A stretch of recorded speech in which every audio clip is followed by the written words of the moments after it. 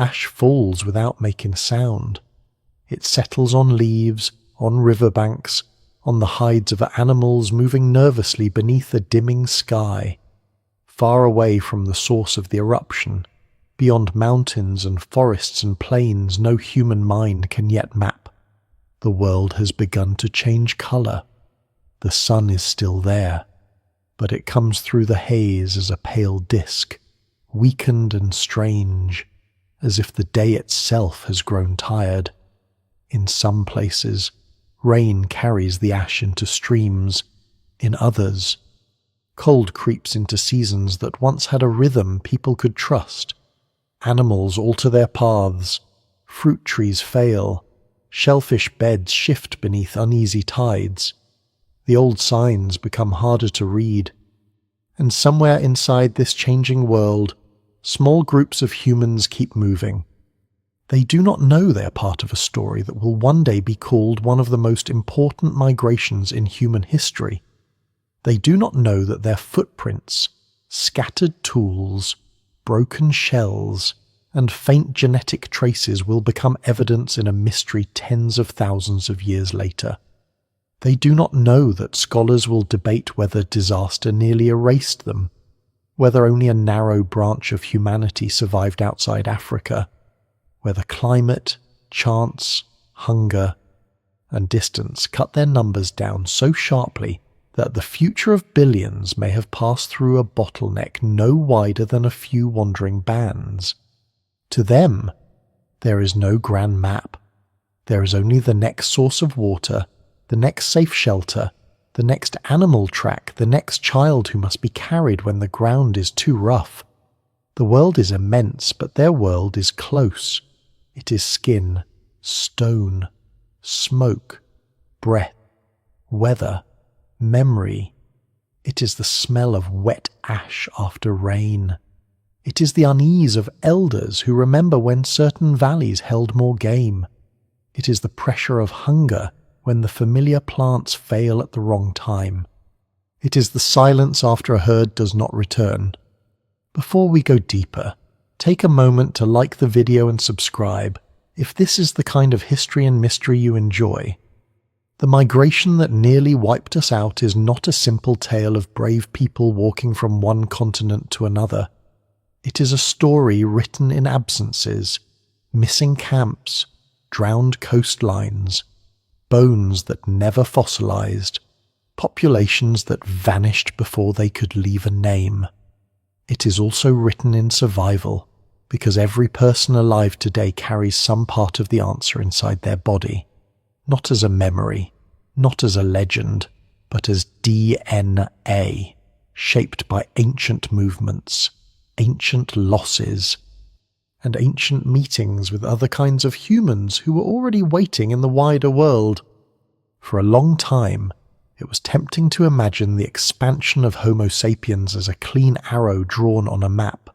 Africa here, Arabia there, India, Southeast Asia, Australia, Europe, eventually the rest of the planet, a line moving outward, confident and inevitable.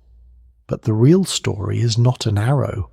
It is more like a tide pushing into a broken coastline, advancing, retreating, dividing, disappearing into channels, then returning in forms difficult to trace. Some groups likely moved out and failed. Others may have lived beyond Africa for generations, then vanished without contributing much, or anything, to later populations.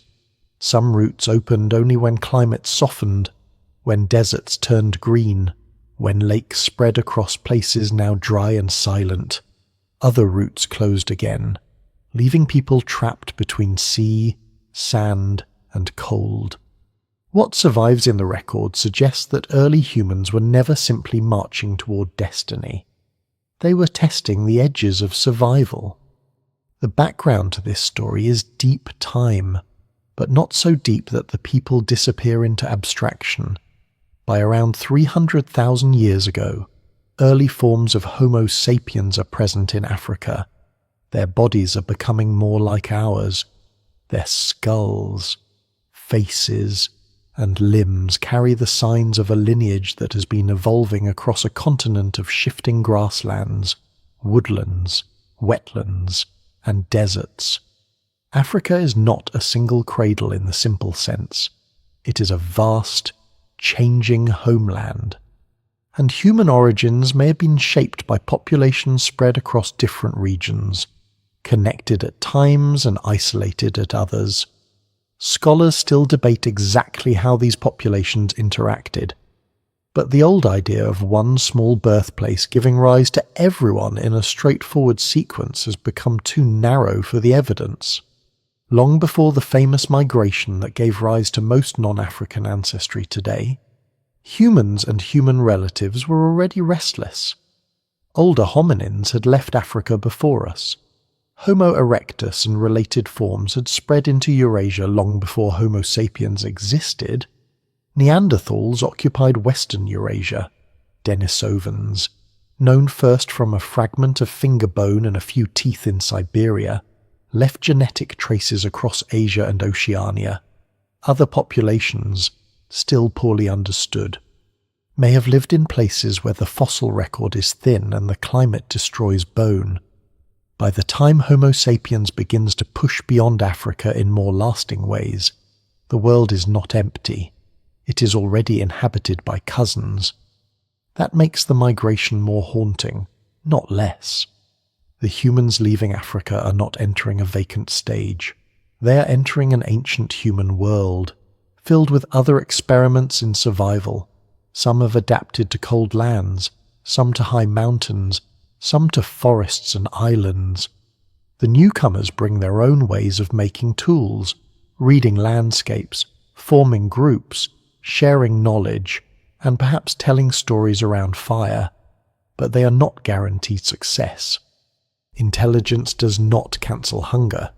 Language does not stop drought. Fire does not make a bad coastline safe. A child with a modern human brain can still die from an infected cut, a failed season, a storm crossing, or a missing herd. The central mystery begins with a contradiction. Homo sapiens eventually becomes the last surviving human species, spreading farther than any earlier hominin, crossing seas, deserts, mountains, ice margins, and tropical forests. Yet genetic evidence points to moments when our numbers were small, sometimes extremely small, especially among the populations that left Africa and became ancestors of people outside it. The evidence remains incomplete, and no single explanation fully accounts for this. But the pattern is clear enough to disturb the easy story of unstoppable expansion. The people who made it were not numerous conquerors, they were survivors of filters. One of those filters may have been climate. The late Pleistocene world is unstable, swinging through colder and warmer phases, wetter and drier intervals, landscapes opening and closing like doors. Arabia, now often imagined as desert, was not always so forbidding. At times, monsoon rains pushed farther north, filling lakes and supporting grasslands. At other times, the same region hardened into a barrier of heat and aridity. The Sahara, too, shifted between green corridors and vast obstacles. The routes out of Africa were not permanent roads. They were opportunities, and opportunities can vanish. Another filter may have been catastrophe. Around 74,000 years ago, the Toba supereruption in what is now Indonesia blasted enormous amounts of volcanic material into the atmosphere. It was one of the largest eruptions of the Quaternary period. For decades, researchers have debated how severely it affected global climate and human populations. Some earlier hypotheses suggested a dramatic volcanic winter and a severe human bottleneck. Later evidence has complicated that picture. Sites in Africa and India suggest continuity of human occupation across the ash layer in some regions, and the idea that Toba alone nearly wiped out humanity is not accepted as a simple fact. Yet it remains a powerful event in the story, because it shows the scale of hazards early humans lived through. Even if Toba did not bring humanity to the brink by itself, it unfolded in a world already shaped by unstable climates and fragile populations.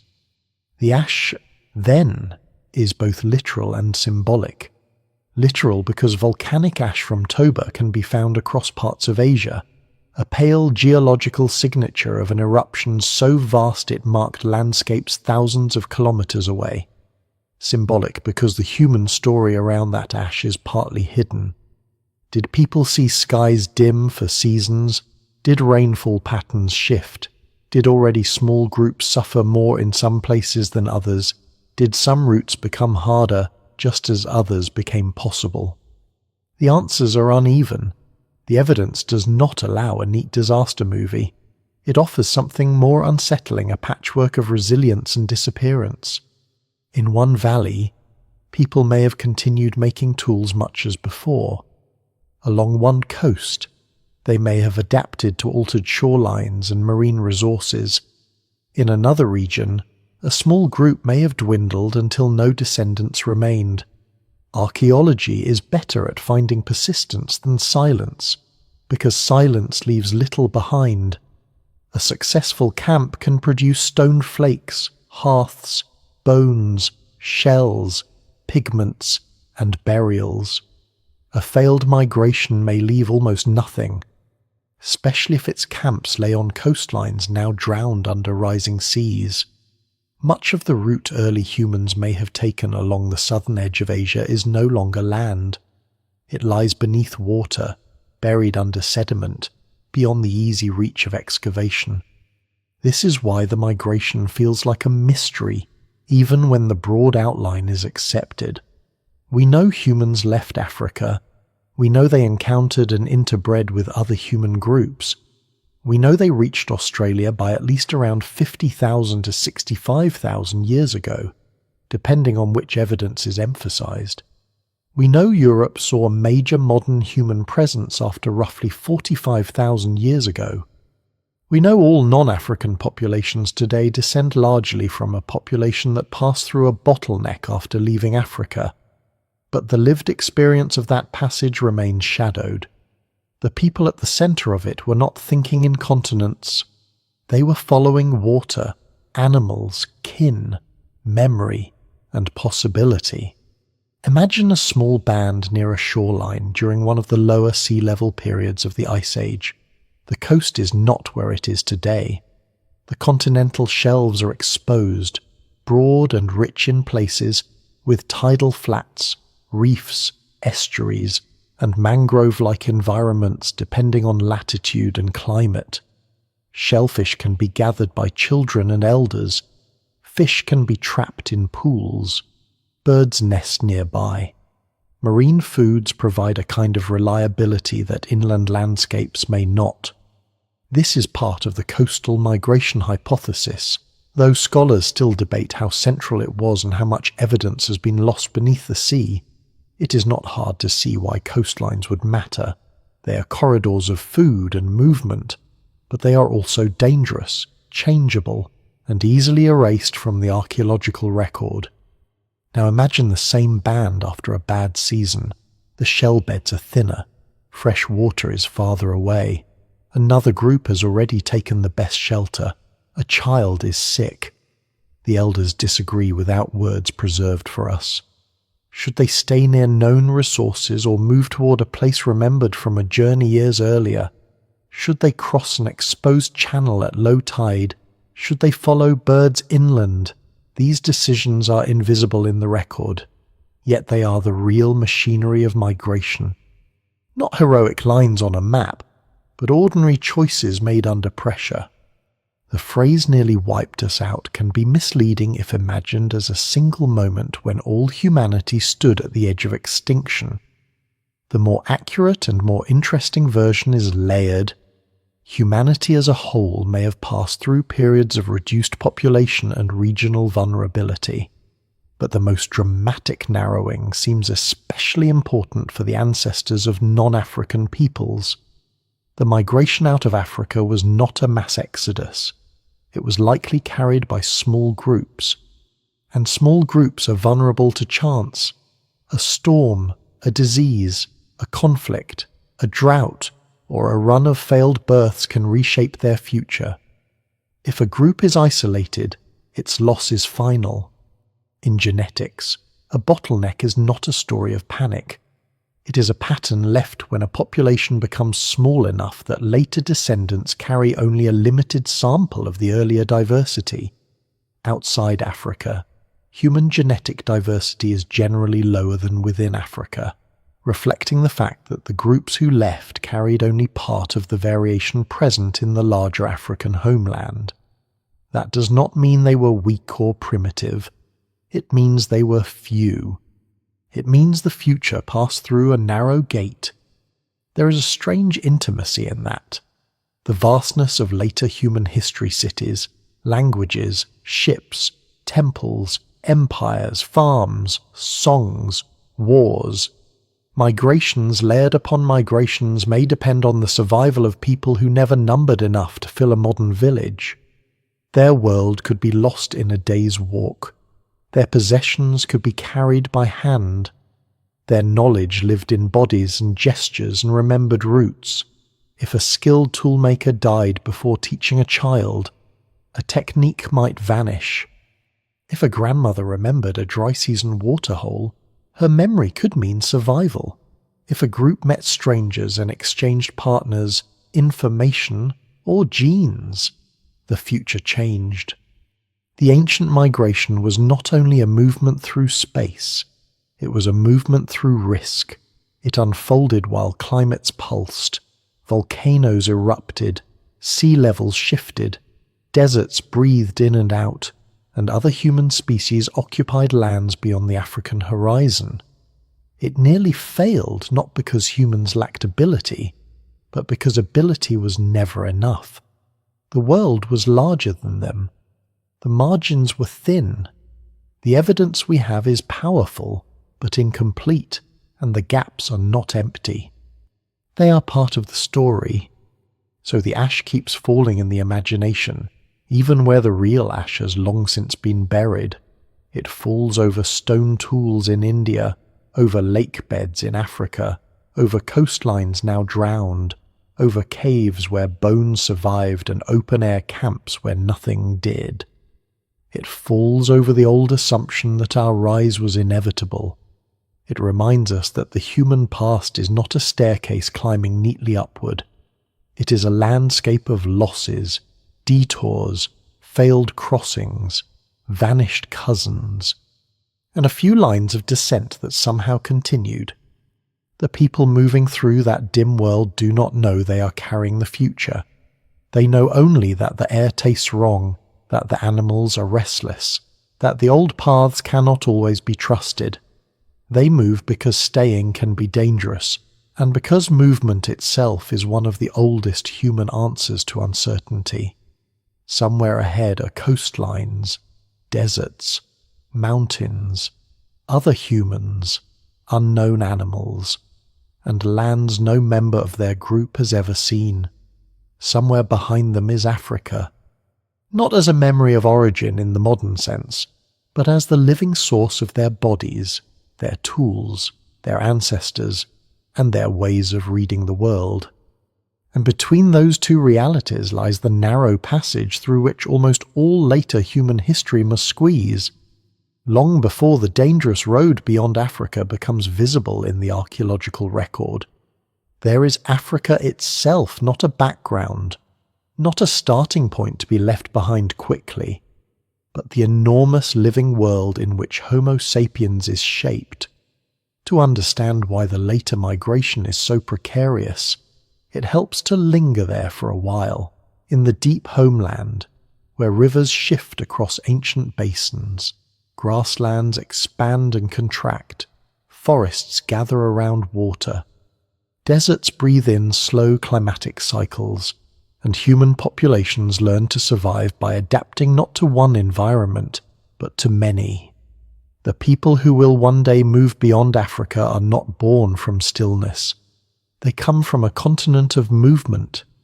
Africa in the age before the Great Departure is not one simple landscape. It is a mosaic so large that any single image betrays it. In the north, the Sahara is sometimes a vast barrier and sometimes a greener region of lakes, rivers, wetlands, and animals. In the east, rift valleys hold lakes that rise and fall as climates change, leaving shorelines like old scars on the land. In the south, coastal zones, shrublands, caves, and river systems offer different resources to groups who know how to use them. In central regions, forests and open habitats shift their boundaries over time. Across all of this, early Homo sapiens populations are not merely enduring nature, they are being made by it. By around 300,000 years ago, fossils from places such as Jebel Irhoud in Morocco show human-like forms with a mixture of modern and archaic traits. Their faces look surprisingly familiar in some ways, while their skull shapes still carry older features. Other fossils from eastern and southern Africa add to the picture, though not in a perfectly neat sequence. The evidence remains incomplete, and scholars still debate exactly how to define the earliest Homo sapiens. But one thing has become increasingly difficult to deny: our species did not appear suddenly in one small garden-like birthplace. It emerged across a broad African setting, through populations that may have been separated for long periods and reconnected when climate opened pathways between them. This matters because it changes the emotional shape of the story. Humanity does not begin as a single spark in one valley. It begins more like a network of embers spread across a dark landscape, some glowing brighter at certain times, some nearly fading, some joining again when winds shift. Groups develop local adaptations, local tool traditions, local knowledge of animals, plants, stone sources, water, and season. They may not all look identical. They may not all behave in identical ways. Yet over immense spans of time, enough connection exists for a wider human lineage to form. What survives in the record suggests a braided origin, not a clean line. The old homeland is therefore already full of bottlenecks and expansions before anyone reaches Eurasia in a lasting way. Population groups grow when climates are generous, and shrink when drought or ecological change tightens the world. A lake that once supported fish, birds, reeds, and grazing animals may contract, forcing people to move or change diet. A grassland may give way to scrub. A river corridor may fail. A coastline may become more important during inland stress. In such conditions, survival belongs not simply to the strongest individuals, but to flexible groups with memory, cooperation, and the ability to shift strategies before hunger becomes fatal. The surprising detail is that some of the most important human abilities may have been sharpened not in stable abundance, but in instability. A predictable paradise does not require much innovation. A changing world rewards attention. It rewards those who remember that a certain plant is edible only after processing, that shellfish are exposed at a particular tide, that stone from a distant outcrop flakes better than local rock, that smoke can drive insects from a shelter, that ochre can be ground and carried, that social bonds with neighbouring groups can become a kind of insurance when one region fails. No single explanation fully accounts for the rise of modern human behaviour, but variability itself seems to be part of the pressure. In Africa, signs of this growing complexity appear unevenly and sometimes disappear again. Stone tools become more refined in some traditions. Points, blades, scrapers, and prepared cores show planning and skill. In southern Africa, sites such as Blombos Cave and Pinnacle Point preserve evidence that later researchers interpret as symbolic behaviour, pigment use, careful exploitation of marine resources, and sophisticated technologies. At some sites, people heat stone before flaking it, improving its quality in a way that requires controlled fire, patience, and understanding born from repeated experiment. These details can feel small until one imagines the hands behind them. A person chooses a stone, heats it without ruining it, strikes it at the right angle, and turns geology into survival. But this is not a simple march toward modernity. The archaeological record flickers. A behavior appears in one region, then is absent elsewhere, or seems to vanish for thousands of years before reappearing. This does not necessarily mean people forgot in a dramatic sense. It may reflect changing needs, lost evidence, different materials, or populations shrinking and losing traditions. Culture is fragile when carried by small numbers. A tool-making method can disappear if too few apprentices remain. A symbolic practice can leave no trace if it uses wood, fibre, skin, sound, or body paint. The past preserves stone better than memory, which is unfortunate, because memory may have been the most important tool of all. Before the Great Migration, Africa also contains the deepest genetic diversity of our species. This is one of the strongest clues to the continent's central role. Populations living there have had far longer to accumulate variation, split, mix, and adapt. Later groups outside Africa carry only a subset of that diversity, because they descend from smaller migrating populations. The difference is not a measure of human worth or complexity. It is a demographic shadow. Africa is the deep reservoir. The later migration is a sampling event, powerful precisely because it is limited. And yet these African populations are not isolated from the rest of the world forever. There were earlier movements beyond Africa before the main expansion that produced most later non-African ancestry. Fossils from the Levant, including places such as School and Kafzi, show Homo sapiens outside Africa long before the later global spread. These earlier groups reached the eastern Mediterranean region during favourable periods, perhaps when climates allowed passage through what would otherwise be difficult country. But their long-term fate is uncertain. They may have retreated, disappeared, or been absorbed into later populations in ways still difficult to detect.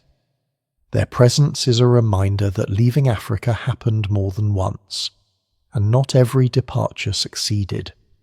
That is one of the most important tensions in the story. The road out was not discovered once and then followed forever. It opened and closed.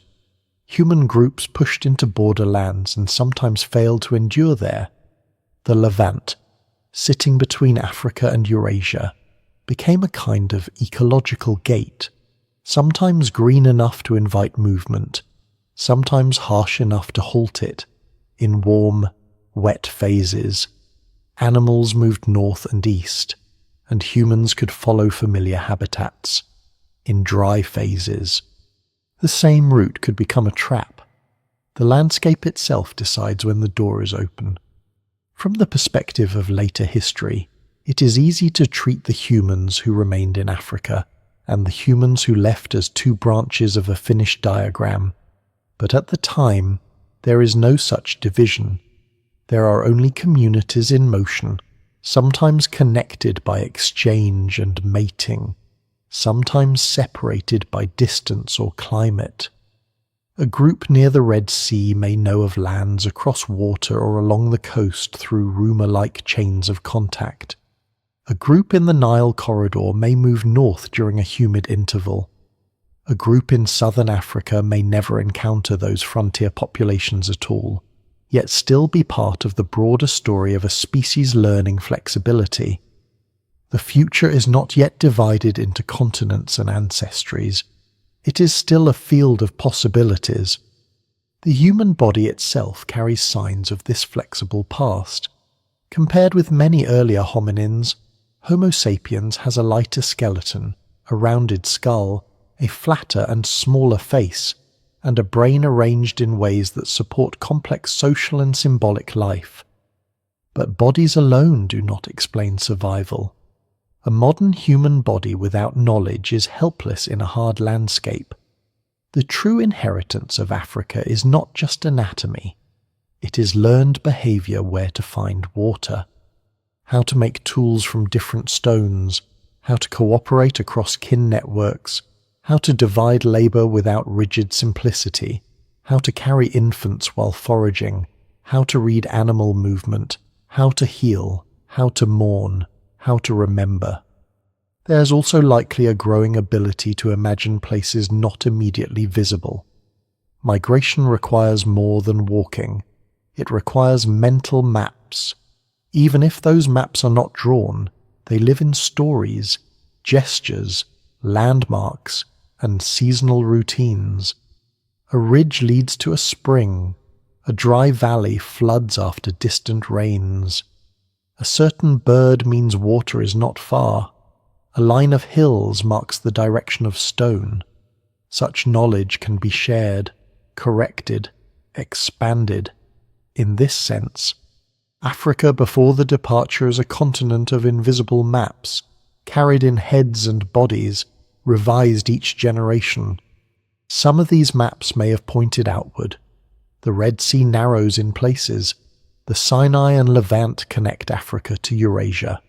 The Bab el-Mandeb Strait between the Horn of Africa and Arabia may have been less daunting during lower sea levels, though still not a simple walk. Across these thresholds lay unfamiliar lands, but not necessarily unimaginable ones. Animals crossed when conditions allowed. Coastal resources continued. Clouds, birds, currents, and distant landforms may have hinted at possibilities. The evidence for exact routes remains debated, but the geography makes clear that Africa was not sealed. It was edged with doors. Still, a door is not the same as a safe passage. A group leaving a familiar region loses more than scenery. It loses the accumulated certainty of generations. Plants may look similar but behave differently. Stone may fracture poorly. Water may be seasonal in unfamiliar ways. Predators may follow different patterns. Neighboring human groups may be absent, hostile, or simply unknown. The deeper a group moves into new country, the more it depends on improvisation. That is why the migration is so dangerous. The skills forged in Africa are powerful, but they must now be applied beyond the landscapes that shaped them. The ancient homeland also reminds us that us in this story is complicated. Not all human ancestors left Africa. Not all who left survived. Not all who survived contributed equally to later populations.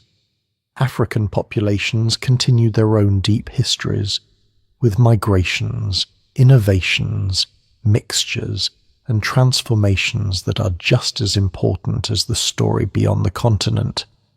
The Great Departure is not the moment humanity begins. It is one narrowing thread pulled from a much richer fabric. To mistake the thread for the whole cloth is to misunderstand the past. So before the ash-darkened skies and the contested catastrophe of Toba, before the drowned coastlines and the meetings with Neanderthals and Denisovans, there is this older world, a continent of lakes that vanish and return, deserts that bloom and close, caves with pigments and shell beads, open plains with hunters reading hoofprints, coastlines where people learn the rhythm of tides, and scattered populations whose connections are written faintly in bone, stone, and genes. The people who will one day step beyond Africa carry all of that with them. They carry the continent not as a flag or an idea, but as muscle memory, inherited variation, practice skill, and social knowledge.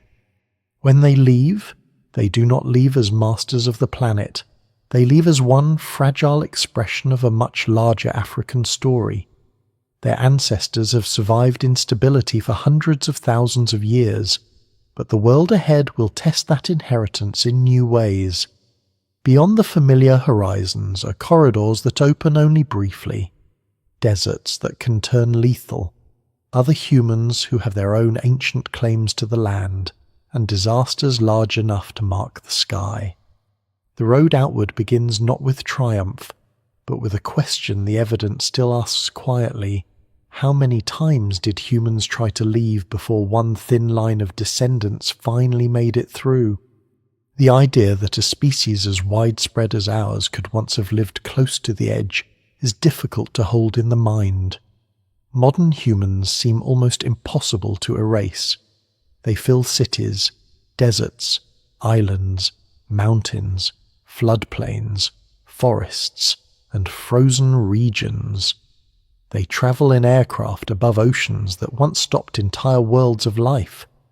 They store food, write records, preserve seeds, build machines, and surround themselves with layers of protection unknown to the people of the deep past. Yet beneath all of that abundance lies a narrower and more vulnerable history. The human story is not only a story of expansion, it is also a story of contraction. Before the great movement beyond Africa becomes permanent, human populations are already shaped by pulses of growth and decline. A favourable climate can spread grasslands and lakes across regions that were once dry, drawing animals and people into newly usable spaces. Then the climate shifts again, and those same spaces become traps. Waterholes shrink, herds move away, plants fail. Groups that had spread out must retreat, merge, or disappear. This rhythm does not produce a smooth population curve. It produces scattered communities, some thriving for a time, others reduced until only a few families remain. Scholars still debate the size and timing of ancient population bottlenecks, but the genetic record leaves little doubt that our ancestors passed through periods when numbers were far smaller than they are today. A bottleneck sounds technical, almost bloodless, but it represents something intensely human. It means fewer births, fewer elders, fewer skilled hands, fewer memories of distant water and safe crossings. It means a group may lose not only people, but options. If only a handful survive a hard season, they carry forward only a fraction of the variation, knowledge, and social ties that once existed. The lost are not statistics. They are missing voices around fires. Missing foragers who knew which roots could be eaten, missing toolmakers, missing children who never grew old enough to teach the next generation. In genetics, this narrowing can be detected because small populations pass only limited variation to their descendants. Africa retains the deepest genetic diversity because human populations there are older and more complex, with longer histories of separation and reunion. Outside Africa, diversity is reduced, suggesting that the ancestors of non-African peoples passed through a smaller founding population. That founding population was not necessarily tiny in one dramatic instant, and the evidence remains incomplete, but it was small enough to leave a lasting mark. Every later expansion across Eurasia, Oceania, and eventually the Americas grows from that reduced sample. The unsettling part is that this narrowing may have happened more than once. Some researchers have proposed ancient bottlenecks affecting early Homo sapiens within Africa, perhaps linked to climate instability, fragmented habitats, or long-term ecological pressures. Others emphasize the bottleneck associated with the out-of-Africa migration itself. These are not always competing ideas.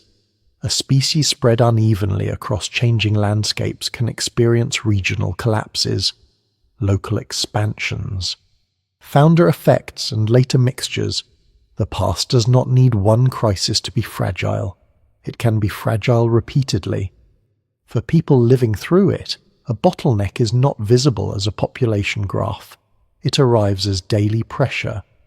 A group that once met neighbouring bands at seasonal gathering places may find that no one comes. A valley where children learn to dig tubers may dry before the plants mature. A hunting route may become unreliable because the animals have shifted with rainfall. A fever may pass through a camp and remove the adults best able to navigate a hard landscape. A birth may go badly. A quarrel may split a group when staying together would have been safer. Chance becomes more powerful when numbers are small. Small groups also face a problem that later civilizations often forget. Knowledge can die. In a large population, if one expert toolmaker, healer, tracker, or navigator is lost, others may preserve the skill. In a group of 20 or 30, the loss of one person can erase a whole technique. A method for preparing poison, heating stone, treating hides, reading tides, or locating dry season water may depend on one or two living teachers. This is one of the lesser-known dangers of prehistoric life. Extinction is not always the sudden death of all bodies. Sometimes it begins with the quiet disappearance of know-how. Anthropologists studying small-scale societies have long noticed that complex skills require social transmission. They are learned slowly, through observation, correction, and repetition. A stone point is not simply struck into shape by instinct. A child watches the angle of the blow, the placement of the hand, the selection of stone, the patience to discard a flawed piece. Fire use, plant processing, trapping, sewing, and navigation all depend on culture as much as anatomy. If a population shrinks too far, cultural loss can make biological survival harder, which then causes further shrinking. No single explanation fully accounts for ancient human vulnerability, but this feedback between demography and knowledge may have mattered deeply. This is why the migration beyond Africa was so risky. A small founding group entering unfamiliar territory carries only a portable version of its world. It carries bodies, tools, memories, and social rules. But it cannot carry the full safety net of a larger population. If the group loses contact with others, marriage partners become limited, genetic drift becomes stronger. Inbreeding risks may rise if isolation lasts too long. Cooperation becomes essential. But cooperation is also strained by hunger, fear, and uncertainty. The group must move enough to find resources, but not so recklessly that it walks into ecological emptiness. Climate makes this more difficult. During the late Pleistocene, Earth is not locked into one stable ice age scene. It swings. Ice sheets grow and retreat. Monsoon systems shift. Sea levels fall as water becomes trapped in ice, exposing coastal plains and land bridges, then rise again during warmer periods. Deserts expand and contract.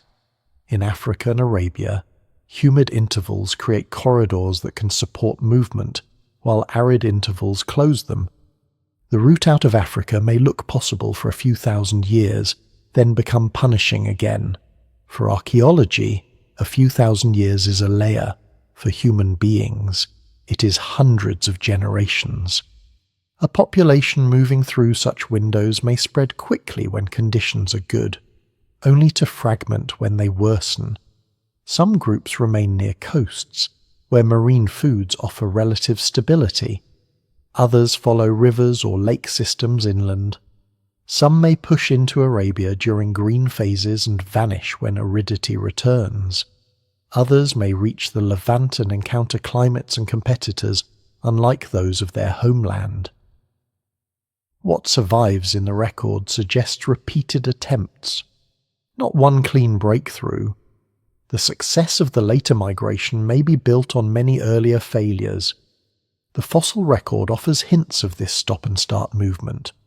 Homo sapiens remains appear in the Levant long before the major later expansion, yet these early populations do not seem to lead straightforwardly to all later non-Africans.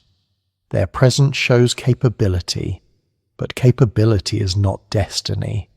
They reach beyond Africa, lived there, perhaps for long periods, and then their trace fades. The reasons are uncertain. Climate may have turned against them. Neanderthal populations may have occupied some of the same regions in later phases. Small numbers may have made them vulnerable to disappearance. The evidence does not allow a dramatic ending, only a quiet one. Quiet endings are common in prehistory. A site stops being used, a tool tradition disappears, a genetic lineage leaves no descendants. There is no written record of the last campfire, no account of whether people died, moved, merged, or changed beyond recognition.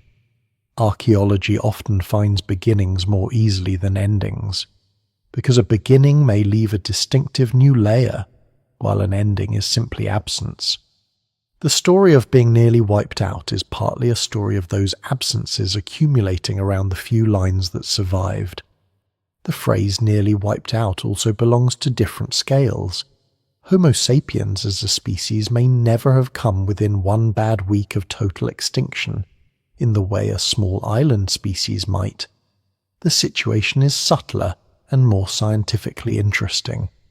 Certain populations, especially the ancestors of a later people outside Africa, appear to have passed through severe narrowing. Other human populations, including many within Africa, continued with their own complexity. At the same time, broader ancient reductions may have affected our species' diversity. The danger is real, but it is not a single cartoon cliff edge. It is a landscape full of cliffs, some visible, some hidden by fog. For the migrating groups, the greatest threat may have been the combination of small numbers and unfamiliarity. In a known homeland, even hardship has patterns. People know where water sometimes remains, where animals go in drought, which plants can be eaten in famine, which neighbouring groups might help or at least trade. Beyond the old ranges, uncertainty multiplies. A coastline may seem generous until a storm destroys shell beds. A river may appear permanent but vanish in the dry season. A cave may shelter people but also predators. A plant may resemble an edible one from home and prove dangerous. Every decision carries more risk when knowledge is thin. And yet small groups also possess strengths. They can move quickly.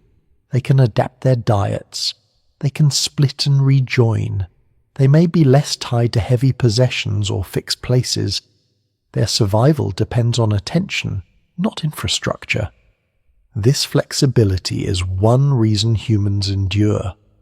But flexibility is not magic. A group cannot adapt to resources it cannot find, diseases it cannot withstand, or isolation that lasts too long. The human advantage is powerful only when enough people remain to use it. One of the most haunting possibilities is that many early human journeys ended without leaving descendants. They may have been brave, skilled, and fully human, yet their line disappeared. Some may have reached lands later occupied by successful waves. Some may have met Neanderthals or other human relatives and exchanged genes that were later lost. Some may have survived for thousands of years, which feels long from a modern perspective, yet still vanished before becoming part of the main ancestry of living populations. Deep time is cruel in this way. It can make a long human world look temporary. The genetic record preserves only the winners of survival in a limited sense, not the morally superior, not necessarily the most intelligent, but the lineages that happen to continue.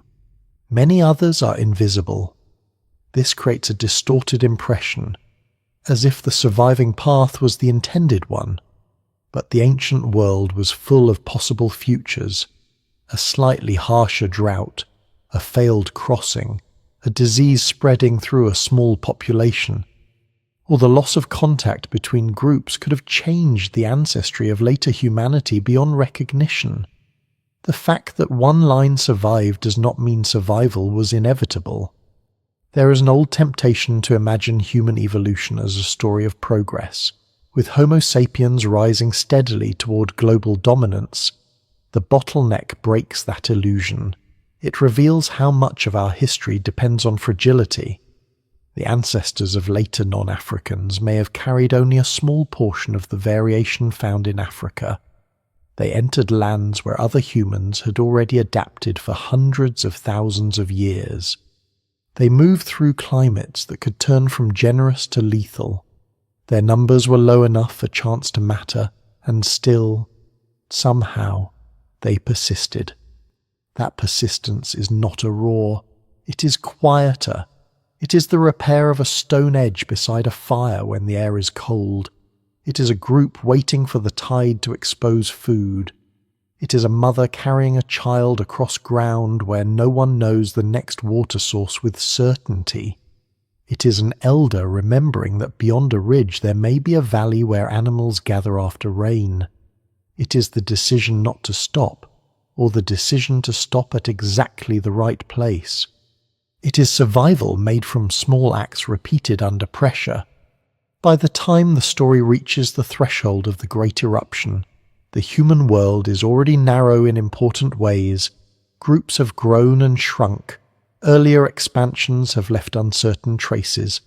Knowledge has flickered across landscapes. The road beyond Africa has opened before and closed again. Humanity is not a young species by then, but it is still vulnerable, and the migrating branch is especially exposed.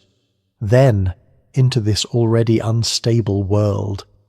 A volcano on the far side of the ocean tears open with a force almost beyond imagination, throwing ash across the sky and leaving later scientists to ask whether one disaster helped tighten the bottleneck even further. The volcano is far from the first human roads, but distance does not always mean safety. On the island now called Sumatra, beneath a landscape of forested slopes and hidden pressure, magma has been gathering in quantities almost impossible to picture. For generations, nothing in the daily lives of distant human groups would have pointed clearly to this place.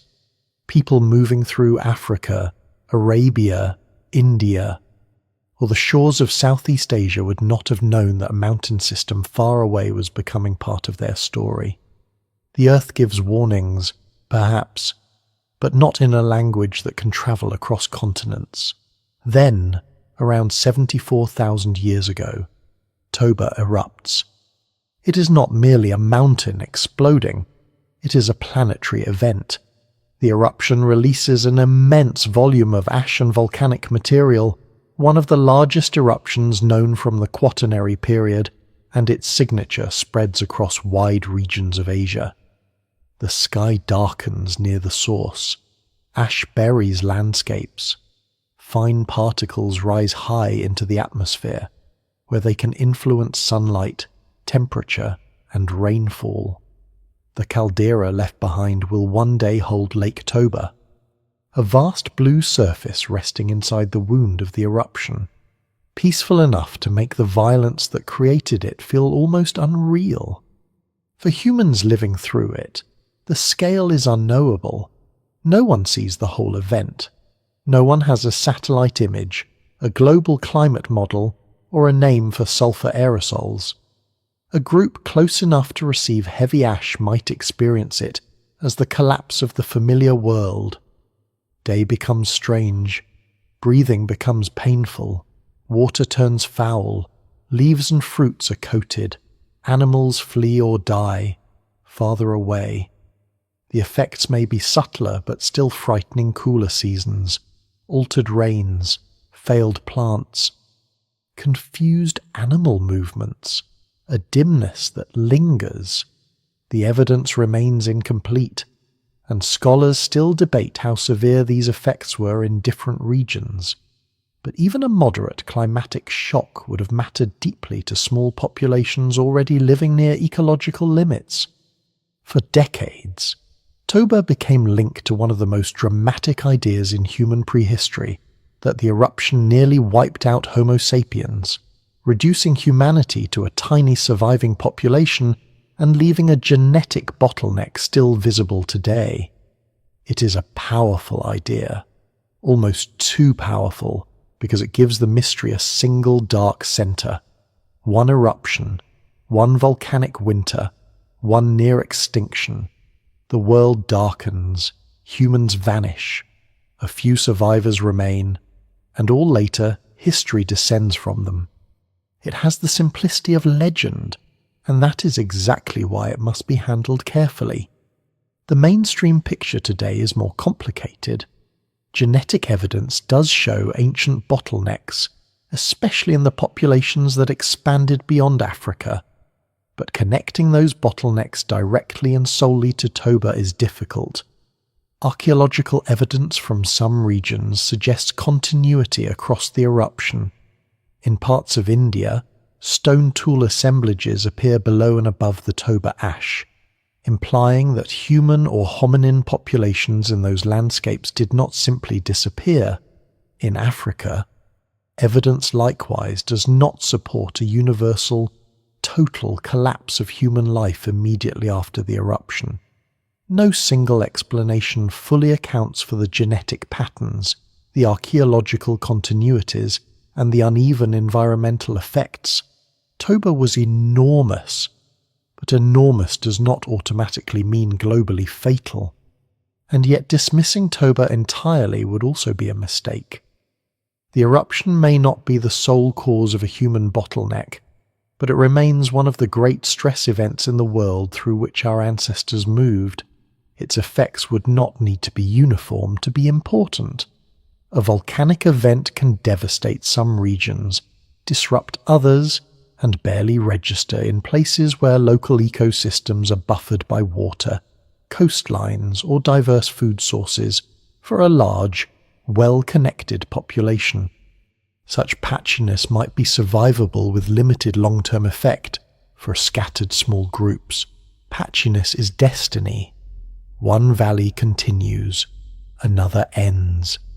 Imagine a group living downwind of the ashfall, not close enough to be buried instantly, but close enough for the land to become hostile. The first ash may look like pale dust, perhaps mistaken for something local until it keeps coming. It gathers on skins and hair. It turns tracks vague. It coats edible leaves. It settles into pools and makes water bitter. Birds vanish from certain trees. Grazing animals move away from coated grass. A child coughs. A hunter wipes his eyes and finds the air still stinging. The group can wait, but waiting consumes food. They can move, but movement into unknown territory costs strength. There is no clean choice, only a narrowing of bad options. This is where catastrophe becomes human scale. The eruption does not need to kill directly to alter survival. It can push animals out of reach, reduce plant foods at the wrong season, contaminate water, or force groups into contact and competition. It can make already risky migration routes more dangerous. It can break the timing of familiar cycles. Many prehistoric communities survive by knowing when things happen when a river falls, when shellfish are exposed, when herds pass, when fruit ripens, when storms come. A climate shock disrupts not just resources, but calendars carried in memory. One lesser-known detail is that volcanic ash can become an archaeological marker, a thin pale horizon that allows researchers to connect sites across vast distances. The Toba ash layer, where preserved, works almost like a timestamp laid across the landscape. Beneath it, one world, above it, another. But the layer does not speak clearly by itself. It must be read alongside tools, sediments, pollen, animal remains, and dating methods, each with uncertainties. In some places, continuity across the ash suggests resilience. In others, gaps may reflect abandonment, erosion, poor preservation, or real population decline. The ash gives scientists a line, but not a simple story. The older Toba catastrophe hypothesis proposed that the eruption caused a severe volcanic winter lasting years, perhaps driving humans through an extreme bottleneck. Later studies have challenged the strongest version of this claim. Climate models vary. Archaeological sites do not show one global human collapse. Some ecosystems may have recovered faster than once imagined. Still, the debate itself reveals something important about prehistory. Scientists are trying to connect evidence from radically different scales: a volcanic caldera in Indonesia, microscopic ash particles in sediments, stone tools in India, genetic diversity in living people, climate signals from ice and ocean cores, human survival inferred from what little remains. The problem is not lack of imagination. It is the difficulty of proving exactly how a planetary event entered the lives of small mobile bands. The people themselves left no written account of a darkened sky. Their bones are rare. Their camps may lie underwater or under meters of sediment. Their genetic legacy may have been overwritten by later expansions. The event is huge. The human traces are tiny. Between them lies the gap where uncertainty lives. Still, the timing is hard to ignore. Toba erupts near a period when modern humans are beginning, or perhaps preparing, to expand beyond Africa in ways that will eventually reshape the world. Some groups may already be outside Africa, others may still be near the thresholds. Climatic instability is already part of the background. Sea levels, monsoons, deserts, and coastlines are changing. If a major eruption adds even a temporary shock to that system, it may influence which groups persist, which routes remain viable, and which populations become isolated. The effect may be less like a single hammer blow and more like an extra weight placed on a structure already under strain. In Africa, the consequences may have varied dramatically by region. Coastal communities with access to marine foods may have been buffered in ways inland groups were not.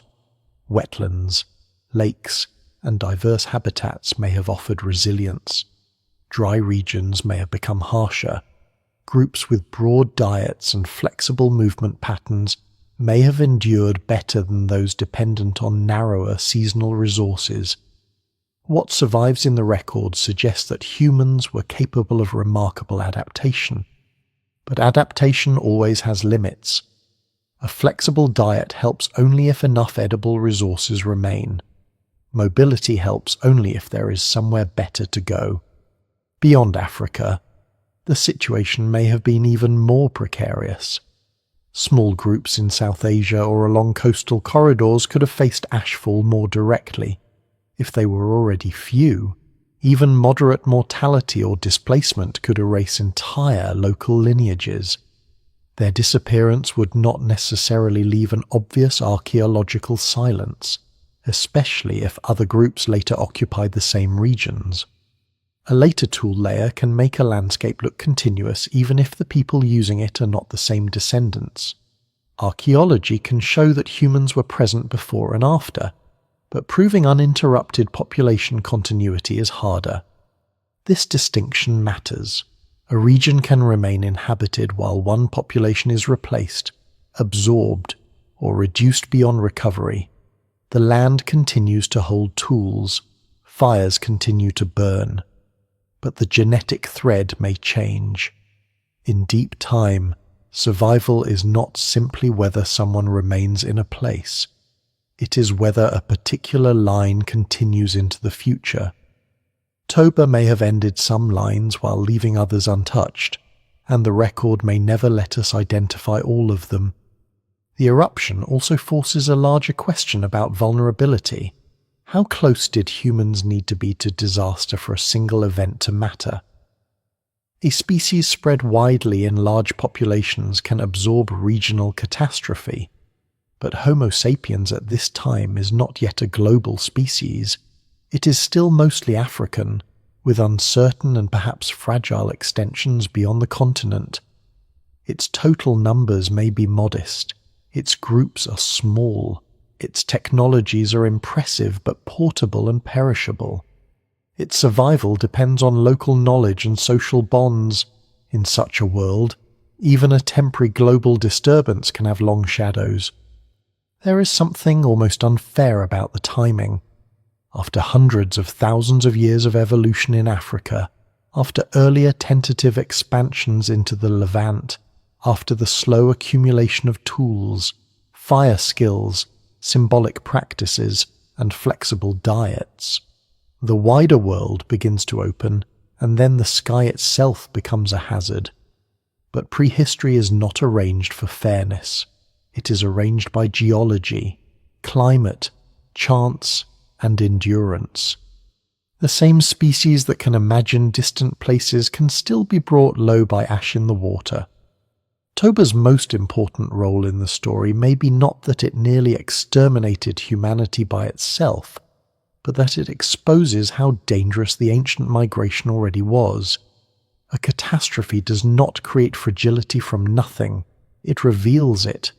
If populations are small, scattered, and moving through uncertain corridors, then volcanic winter, ash fall, or disrupted rainfall can become decisive in some places. If human networks are strong, diverse, and connected, they can absorb shocks. The debate over Toba is therefore also a debate over the resilience of early Homo sapiens, and the evidence points in both directions. Humans were resilient enough to persist across the eruption. That is clear. They did not vanish. Tool traditions continued in some regions. African populations survived. Eventually, humans spread across the planet. But resilience is not the same as invulnerability. Some groups may have disappeared forever. Some routes may have closed. Some surviving populations may have been reduced, forced together, or pushed into new strategies.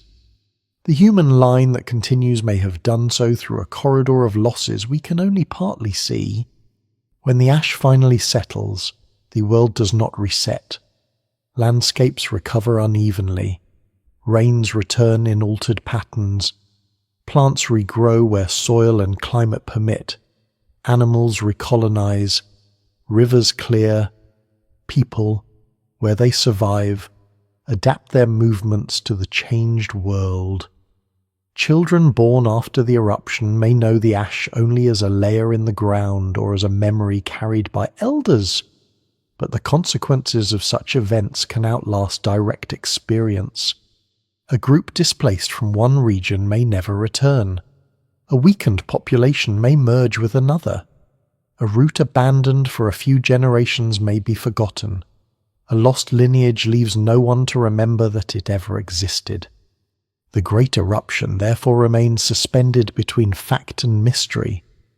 The fact is geological. Toba erupted with extraordinary force and spread ash across a vast area. The mystery is human. How deeply did it cut into the lives and numbers of our ancestors? The strongest versions of the old catastrophe theory have softened under newer evidence. Yet the eruption still belongs in the story because it was part of the world through which the Great Migration passed. It is a reminder that human destiny was not unfolding in calm conditions. It was moving beneath unstable skies. As the haze thins, the survivors face a world that is not simply ruined, but rearranged. Some landscapes are harsher, some may slowly recover, some corridors may close, while others, shaped by rainfall and sea level, may open again. Human groups continue to move, not because movement guarantees survival, but because stillness can be just as deadly. The road beyond Africa remains uncertain, and ahead of it lies a geography that behaves almost like a living thing, deserts that bloom and die, rivers that appear and vanish, coastlines that stretch outward during low seas, and green passages that invite people forward before closing behind them. After the ash, the map is still alive. It does not lie flat and obedient like the maps later humans will draw on skins, paper, screens, and classroom walls. It breathes, it greens, dries, floods, hardens, opens, and closes. The ancient world through which Homo sapiens moves is not divided into fixed continents with stable borders. It is a shifting puzzle of coastlines, grasslands, river corridors, deserts, lakes, and exposed shelves of land that appear when the seas fall and vanish when the seas rise again. For a small human group standing at the edge of Africa, the difference between survival and disappearance may depend on timing arriving, when a corridor is green, or reaching it after the door has already closed. The great migrations out of Africa are often imagined through two main gates. One lies to the northeast, through the Nile Valley and Sinai into the Levant, where Africa leans toward Western Asia. The other lies farther south, across or around the Red Sea near the Bab el-Mandeb, where the Horn of Africa faces Arabia across a narrow but dangerous passage. Both routes are plausible in different periods. Both may have been used more than once. Neither should be imagined as a permanent highway.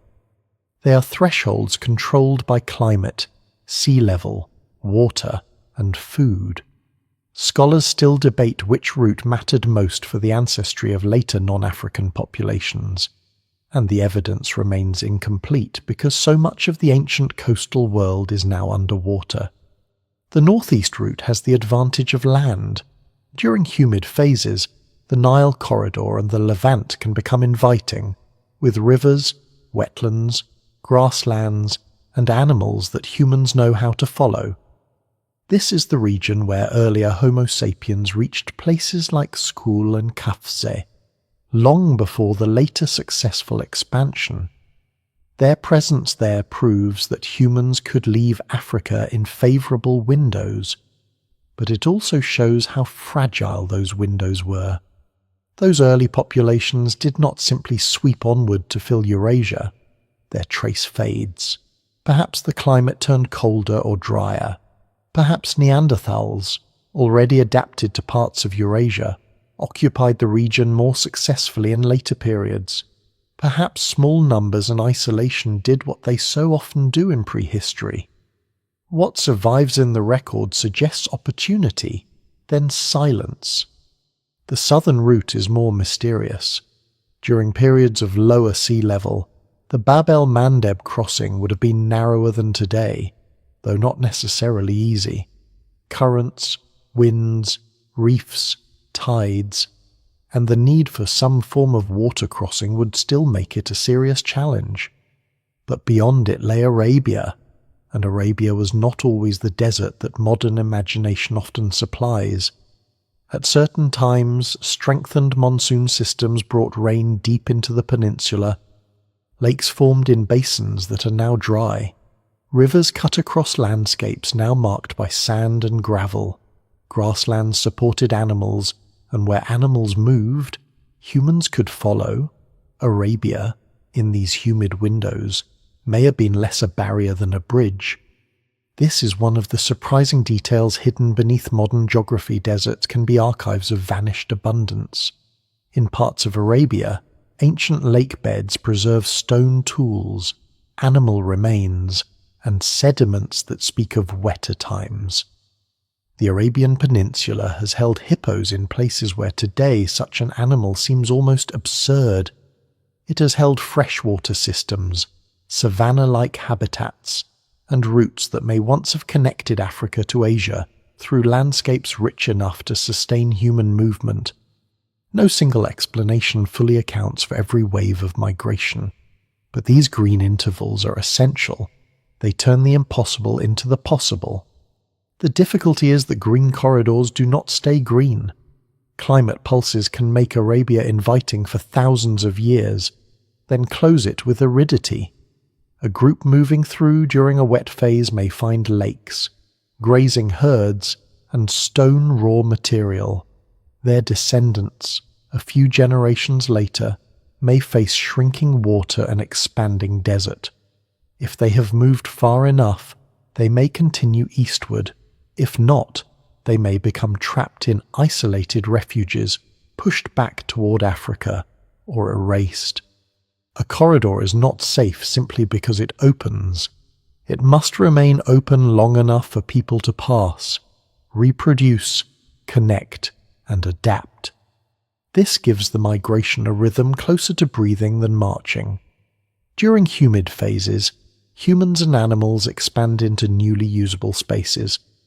During dry phases, they contract into refuges, river valleys, coastlines, mountain zones, springs, or lake margins that last a little longer than the surrounding land.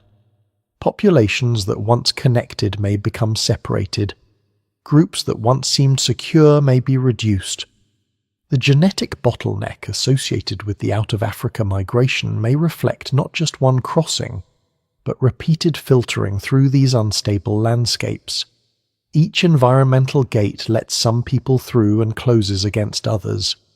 For the people themselves, the green corridor is not an abstract climate phase. It is the feel of grass underfoot where elders expected gravel. It is the sound of frogs in temporary wetlands. It is hoofprints near a lake that will not exist in 10,000 years. It is a sky that brings rain often enough for plants to return. It is confidence, perhaps, because the world ahead seems to offer continuity with the world behind. The animals are not all unfamiliar. The plants are not all useless. Water can be found. Children can be fed. Movement becomes thinkable. Then comes the dead end. The lake contracts. The reeds dry. Animals leave. The distant shimmer that once meant water becomes heat. Wind reshapes the open ground. A group that moved confidently into a green Arabia may discover that the land is changing faster than their memories. Their old route back may be difficult. Their route forward may be unknown. In a large population, some groups might scout widely and maintain contact across distances. In a small one, every exploratory journey is a risk. A lost scout is not easily replaced. A wrong turn can cost a family line. The same pattern appears in North Africa. The Sahara has not always been the vast dry barrier it is today. During African humid periods, monsoon rains pushed northward, creating lakes, rivers, wetlands, and grasslands across regions now dominated by desert. Animals moved through these landscapes, and humans followed. At other times, the Sahara expanded into a formidable obstacle separating populations. The continent's internal connections shifted. Groups that could once exchange genes and knowledge across broad regions might become isolated when dryness returned. This means that even before humans left Africa, climate was already sorting populations into contact and separation. The Red Sea coast may have offered another kind of corridor. Coastal environments can provide rich and varied resources: shellfish, fish, birds, turtles, edible plants, and fresh water where streams or springs meet the sea. During lower sea levels, shorelines moved outward, exposing broad shelves that are now drowned. A group following such a coast would not need to cross endless desert all at once. It could move from resource patch to resource patch, living at the edge between land and water. This possibility has become central to some models of southern dispersal, though the evidence is difficult to recover because the most important camps may now lie beneath the sea. That drowned evidence is one of the great frustrations of the story. If early humans used coastal routes intensively, many of their traces are hidden under modern oceans.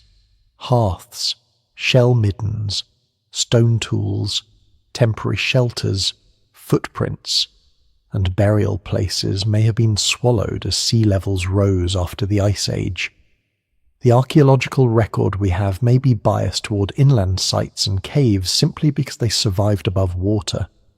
The absence of coastal evidence in some regions may not mean people were absent. It may mean their world is submerged. Still, coastlines are not perfect solutions. They change. Storms can destroy camps. Fresh water can be scarce along dry coasts. Shellfish beds can be seasonal or locally depleted. Groups following a coast may become trapped between sea and desert if inland resources fail. And a shoreline route still requires social knowledge where to find drinkable water, when tides expose food, which shellfish are safe, how to avoid dangerous marine animals, how to move children and tools across rough terrain. The coast is a corridor, but like every corridor in this story, it is also a test. There is a temptation to choose one route and declare it the true path north through Sinai, south across the Red Sea, inland through green Arabia, or along the coast of the Indian Ocean. But the ancient world was probably messier. Different groups may have tried different routes at different times. Some movements may have failed completely. Some may have left faint genetic or archaeological traces later overwritten by other expansions. The successful ancestry of most non-African peoples may come largely from one major dispersal, but that does not erase the earlier attempts. The map was explored repeatedly, and many explorers vanished from the future. This is where geography becomes almost tragic. A route can be real and still lead nowhere for a particular group. A green corridor can open just long enough to lure people into it, then close around their descendants. A coastline can sustain movement for centuries, then drown the evidence. A river can guide a population into new land, then dry into a chain of isolated pools. The land is not malicious, but it does not preserve human hopes. It offers conditions, and conditions change. For small migrating groups, the most dangerous moments may have come at the edges of these corridors. The beginning of a humid phase opens landscapes, but resources may still be patchy. The end of a humid phase is worse. People may have spread into regions that are now becoming unsustainable. If they cannot reconnect with larger populations, their numbers may fall. Some may retreat toward known refuges. Others may move forward into unknown territory simply because going back is no longer possible. Migration may sometimes be chosen, but often it is forced by the slow violence of a drying world. The tools left behind in Arabia and surrounding regions show that humans, or close human relatives, were present during some of these windows. Stone artifacts near ancient lakes suggest repeated occupations, but stone tools cannot always tell us exactly who made them, how long they stayed, or whether they contributed to later populations. A point, a flake, a core. Each is a hard survival of a soft human world. It marks presence, not destiny. The evidence remains incomplete. And scholars still debate how to connect these archaeological traces with genetic lineages. What is clear is that the migration beyond Africa was not one simple act of leaving. It was a negotiation with a changing planet. Humans moved when rain made deserts porous. They paused where water gathered. They followed animals through temporary grasslands. They used coasts when inland routes failed. They retreated when conditions hardened. They returned when the world softened again. The great departure was less like crossing a border and more like passing through a series of gates, each one guarded by climate. And behind each gate, numbers mattered. A large connected population can survive a closed route by waiting, trading, shifting territory, or drawing support from neighbours. A small group at the far edge of its known world has fewer choices. If a green corridor closes behind it, isolation begins. If the land ahead does not provide enough food, decline follows. If another human population already occupies a refuge, conflict or absorption may occur. Every environmental transition becomes a demographic filter. So the ancient road out of Africa is not just a path of expansion, it is a path of disappearance. For every group that moved through a favourable corridor and left descendants, Others may have entered the same kind of landscape and failed.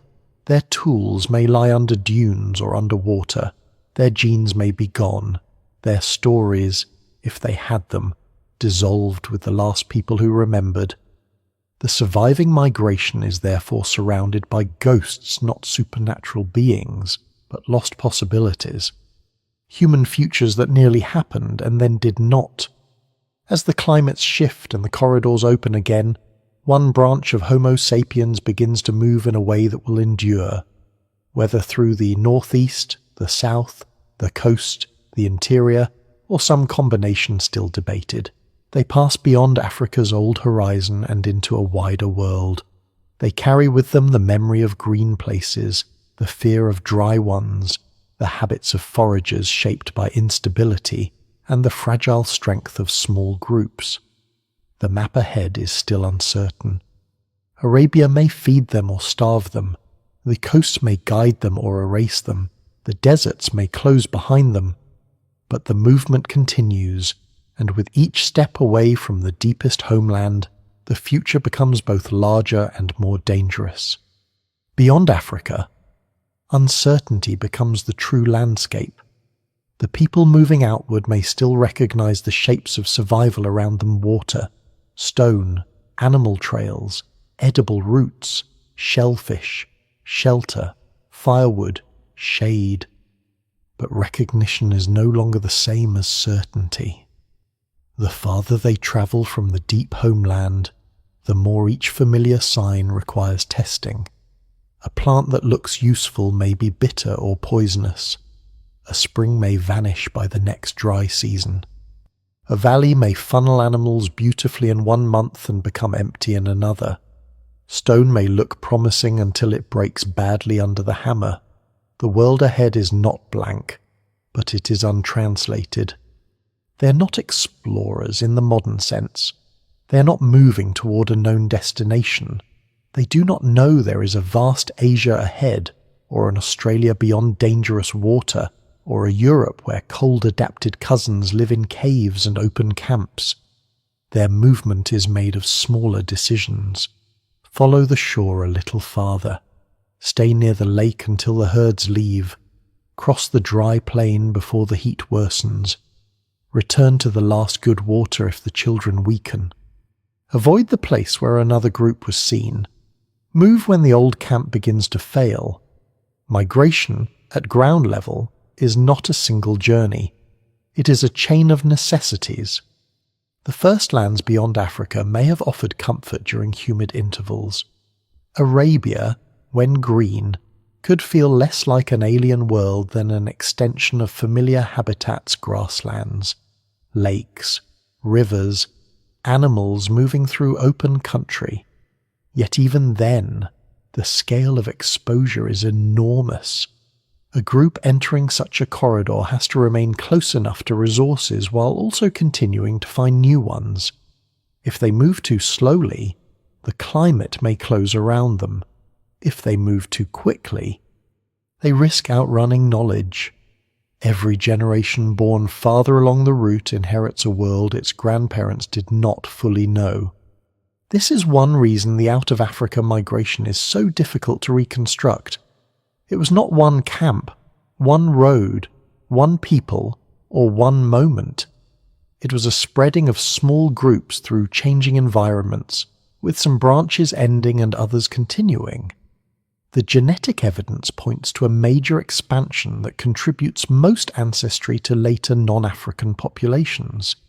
But archaeology shows that humans or human-like toolmakers were present in some regions at earlier times. Scholars still debate how these traces fit together.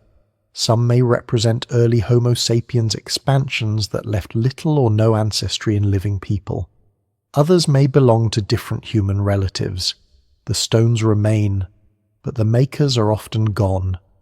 To imagine this movement clearly, it helps to remove the straight line from the map. A line from East Africa to Arabia to India to Southeast Asia is useful for textbooks, but misleading for lives. Real movement follows uneven terrain. It bends toward water. It pauses at abundance. It avoids dangerous emptiness. It doubles back after failure. It splits when groups separate. It reconnects when paths cross again. It is possible that some families remained in a favourable region for many generations before their descendants moved farther. It is possible that others crossed large distances quickly along coastlines or river systems. The evidence remains incomplete, and both slow settlement and rapid pulses may have occurred in different places. What they carry matters because it limits and enables everything. Their tools are made mostly from stone, bone, wood, plant fibre, hide and fire. Stone survives best, so stone dominates the record, but it was probably only part of their material world. Spears, digging sticks, baskets, cords, nets, bags, sleeping mats, containers, traps, and clothing or wraps may have been essential, yet most vanish without trace. A group can travel only with what it can carry, repair, remake, or remember how to make from local materials. This creates a portable culture, light enough to move, complex enough to survive. Fire is central. It gives warmth, light, protection, cooked food, and a place around which social life can concentrate. But fire also requires fuel, skill, and attention. In damp regions, keeping embers alive may matter. In dry regions, fire can be dangerous or fuel scarce. Cooked food expands diets by making some plants and animal tissues easier to digest. Smoke can help preserve meat or repel insects. Heat can transform raw materials, yet fire does not erase vulnerability. A fire cannot create water where none exists. It cannot stop a drought. It cannot make an unknown coastline safe at night. Social life may have been the greater technology. Small groups survive by cooperation, but not as perfectly harmonious units. They must manage tension, sharing, mating, childcare, injury, grief, and decisions about movement. Infants are costly to carry. Elders may slow travel, yet preserve vital knowledge. Skilled hunters matter, but so do gatherers, tool makers, fire tenders, healers, and people who understand seasonal rhythms. A group that abandons too many dependents may move faster but lose memory and care. A group that carries everyone may move more slowly but preserve the social fabric that makes survival human rather than merely biological. There is a lesser-known kind of danger here, the danger of being too few to remain socially whole. In very small populations, marriage partners may be limited. Alliances with neighbouring groups become crucial. Exchange is not merely economic, it is demographic. People may move between bands. Partners may be found through seasonal meetings, and information may pass along with gifts, tools, food, or pigments. If a migrating group becomes cut off, its biological and cultural future narrows. The bottleneck is not only in genes, it is in relationships. As they move farther east, landscapes change again. The route through southern Asia may have included river valleys, monsoon forests, open woodlands, coastal plains, and dry zones. The Indian subcontinent, with its varied environments, becomes a major arena in the story. Toba ash falls across parts of this broad region, but evidence suggests that people continued to occupy some landscapes before and after the eruption. That continuity is important. Though not simple, it implies resilience. But it does not prove that every local group survived unchanged. Human presence can continue while particular lineages disappear, merge, or are replaced. Along the way, the migrants likely encounter animals unlike those of Africa. Some are familiar in broad form deer-like prey, wild cattle, pigs, birds, reptiles, fish. Others require new caution, different predators, different venomous animals, different seasonal behaviors, different diseases. The people moving into Asia are not helpless. They are flexible foragers with inherited knowledge of how to learn landscapes. But learning takes time, and time is costly when hunger is close. A mistake in identifying food or reading animal behavior can kill quickly.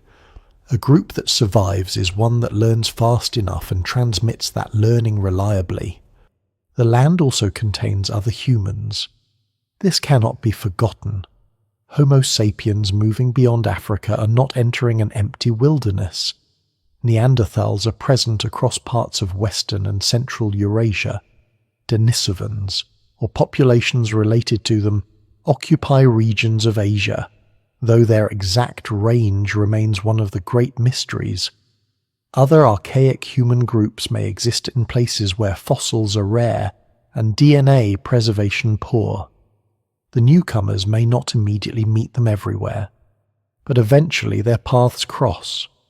Some meetings result in interbreeding because traces remain in living genomes. Others may have involved competition, avoidance, exchange, or simple parallel existence.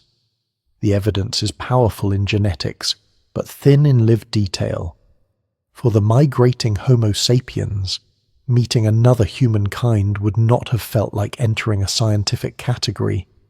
They would have seen bodies, faces, gestures, tools, fires, perhaps ornaments, perhaps unfamiliar sounds. They may have recognized intelligence and danger. They may have recognized kinship of a broad kind, or only strangeness. The encounters ahead will reshape the story. But in this phase, the mere possibility of other humans adds another layer to uncertainty. A water source may already be occupied, a cave may have older claimants, a region may offer food but not peace. Still, the migration continues because the world also rewards movement. New coasts offer shellfish, river valleys offer fish, plants, and animals. Exposed continental shelves during low sea levels create broad landscapes that later disappear beneath water. In some places, humans may find ecological opportunities with less competition from their own species. A small population, once established in a rich corridor, can grow. Children survive. Groups split. Knowledge of the new land deepens. What began as risk becomes homeland for the next generation. This transformation from unknown land to homeland is one of the quiet miracles of the migration. The first generation may move carefully through uncertainty, but their children grow up knowing the local river bends, nesting cliffs, stone sources, tides, and seasonal winds. Their grandchildren may speak of the older homeland only through stories, if at all. The map of belonging shifts. Africa remains in their bodies, their ancestry, their inherited capacities, but the lived world becomes Arabia. India, a drowned coast, a tropical forest edge, a highland valley, a shore facing islands beyond sight. Human identity has always been local before it is global. Yet the farther they spread, the more the line thins. A group at the leading edge may be separated by great distances from larger populations behind it. If it fails, there may be no rescue. If it succeeds, it becomes the source of further expansion. Founder effects intensify. Chance chooses which genes travel onward. Chance may also choose which myths, tool habits, ornaments, and food traditions continue, though these leave far fainter traces. The future of entire regions may depend on a few such edge populations. The archaeological record from this phase remains frustrating because preservation is uneven. Caves protect deposits, but many migrating groups may have lived in open-air settings. Coastlines drown. Tropical forests destroy bone and organic material. Later erosion removes traces. Stone tools may survive without human bones. and human bones may appear without enough cultural context. Dating methods improve, but uncertainties remain. Scholars can outline movement, but the human texture must be inferred carefully. The danger is to make the story too confident. The evidence supports migration, adaptation, and survival, but many details remain debated. What survives most clearly is the pattern of astonishing persistence. Humans keep appearing farther from Africa, not everywhere at once, not in a simple wave, and not without loss, but steadily enough that the map begins to change. A species once rooted in African landscapes becomes a presence across southern Asia. It learns new foods, new weather, new dangers. It carries fire through unfamiliar nights. It leaves flakes of stone near rivers and ancient lakes. It follows shorelines now drowned beneath modern seas. It meets other humans whose ancestors left Africa long before. It is still small, still vulnerable, still one bad sequence of events away from local disappearance, but it is moving. And with movement comes a strange kind of inheritance. The people who press onward do not know they are narrowing the ancestry of future continents. They do not know that geneticists tens of thousands of years later will look back and see reduced diversity outside Africa, traces of Neanderthal and Denisovan admixture, and signs of ancient founder events. They do not know that their camps may vanish under oceans or deserts. They know only the immediate world, a child's fever, a good tide. Fresh tracks near mud, the shape of a storm, the relief of finding water where the land had seemed empty. Leaving Africa, then, is not a single heroic departure. It is a long apprenticeship in uncertainty.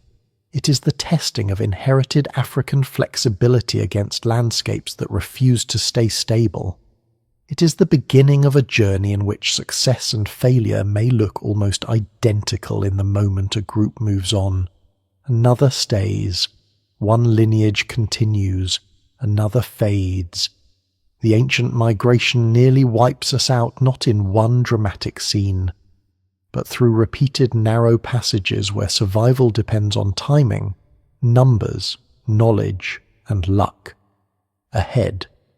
One of the most important of those passages may not lie through deserts or mountains at all, but along the edges of the sea, where food is abundant.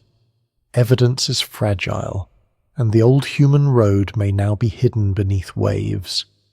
The sea remembers poorly, or perhaps it remembers too well and keeps its evidence out of reach, along the southern edge of Asia, where ancient humans may have moved eastward in small, persistent bands. Much of the old shoreline is gone from sight. It has not vanished in the way a mythic island vanishes. It is still there in a geological sense, buried under water, sediment, coral, mud, and time. During colder periods of the Ice Age, when enormous volumes of water were locked inside glaciers, sea levels dropped and continental shelves stood exposed as broad coastal plains. What is now seabed may once have been walking ground. What is now a fishing zone may once have held camps, hearths, shell piles, stone tools, children's footprints, and paths between fresh water and tide pools. This is one of the great difficulties in tracing the migration that nearly wiped us out.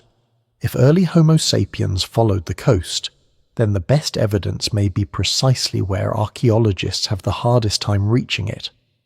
A land route through dry interior regions can leave tools on ancient lake margins or in caves. A coastal route can be erased by rising seas. After the last ice age, as glaciers melted and oceans rose, shorelines shifted landward. Camps that once lay safely above the tide became submerged. Shell middens were broken by waves. Soft sediments were reworked. Organic remains decayed. Entire landscapes disappeared from human memory, except through distant echoes in genetics and scattered inland finds. The coastal migration hypothesis begins with a practical idea. Shorelines can be corridors.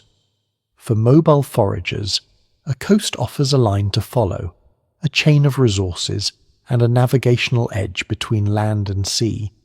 Shellfish can often be collected with relatively simple tools. Fish may be trapped in tidal pools or shallow waters. Birds, eggs, turtles, crabs, seaweed, and coastal plants can supplement diet. Fresh water may be found at river mouths, springs, wetlands, or places where seasonal streams meet the sea. A group moving along such an edge does not need to cross every inland desert or forest. It can travel from one coastal pocket to the next, learning as it goes. But the coast is not an easy paradise. It is dangerous, variable, and sometimes deceptive. A rich shell bed can be seasonal. A storm can destroy a camp overnight. Fresh water can be scarce along arid coasts. Tides can trap the unwary. Reefs can cut feet and hands. Marine foods can poison if gathered at the wrong time or from the wrong place. A shoreline backed by desert may offer food but little fuel. A shoreline backed by dense forest may make inland movement difficult. Scholars still debate how important coastal travel was compared with inland corridors, and the evidence remains incomplete.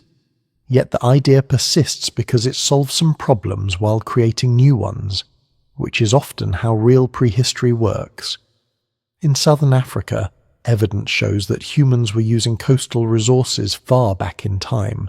At sites such as Pinnacle Point, people exploited shellfish and other marine foods during periods when inland environments could be harsh.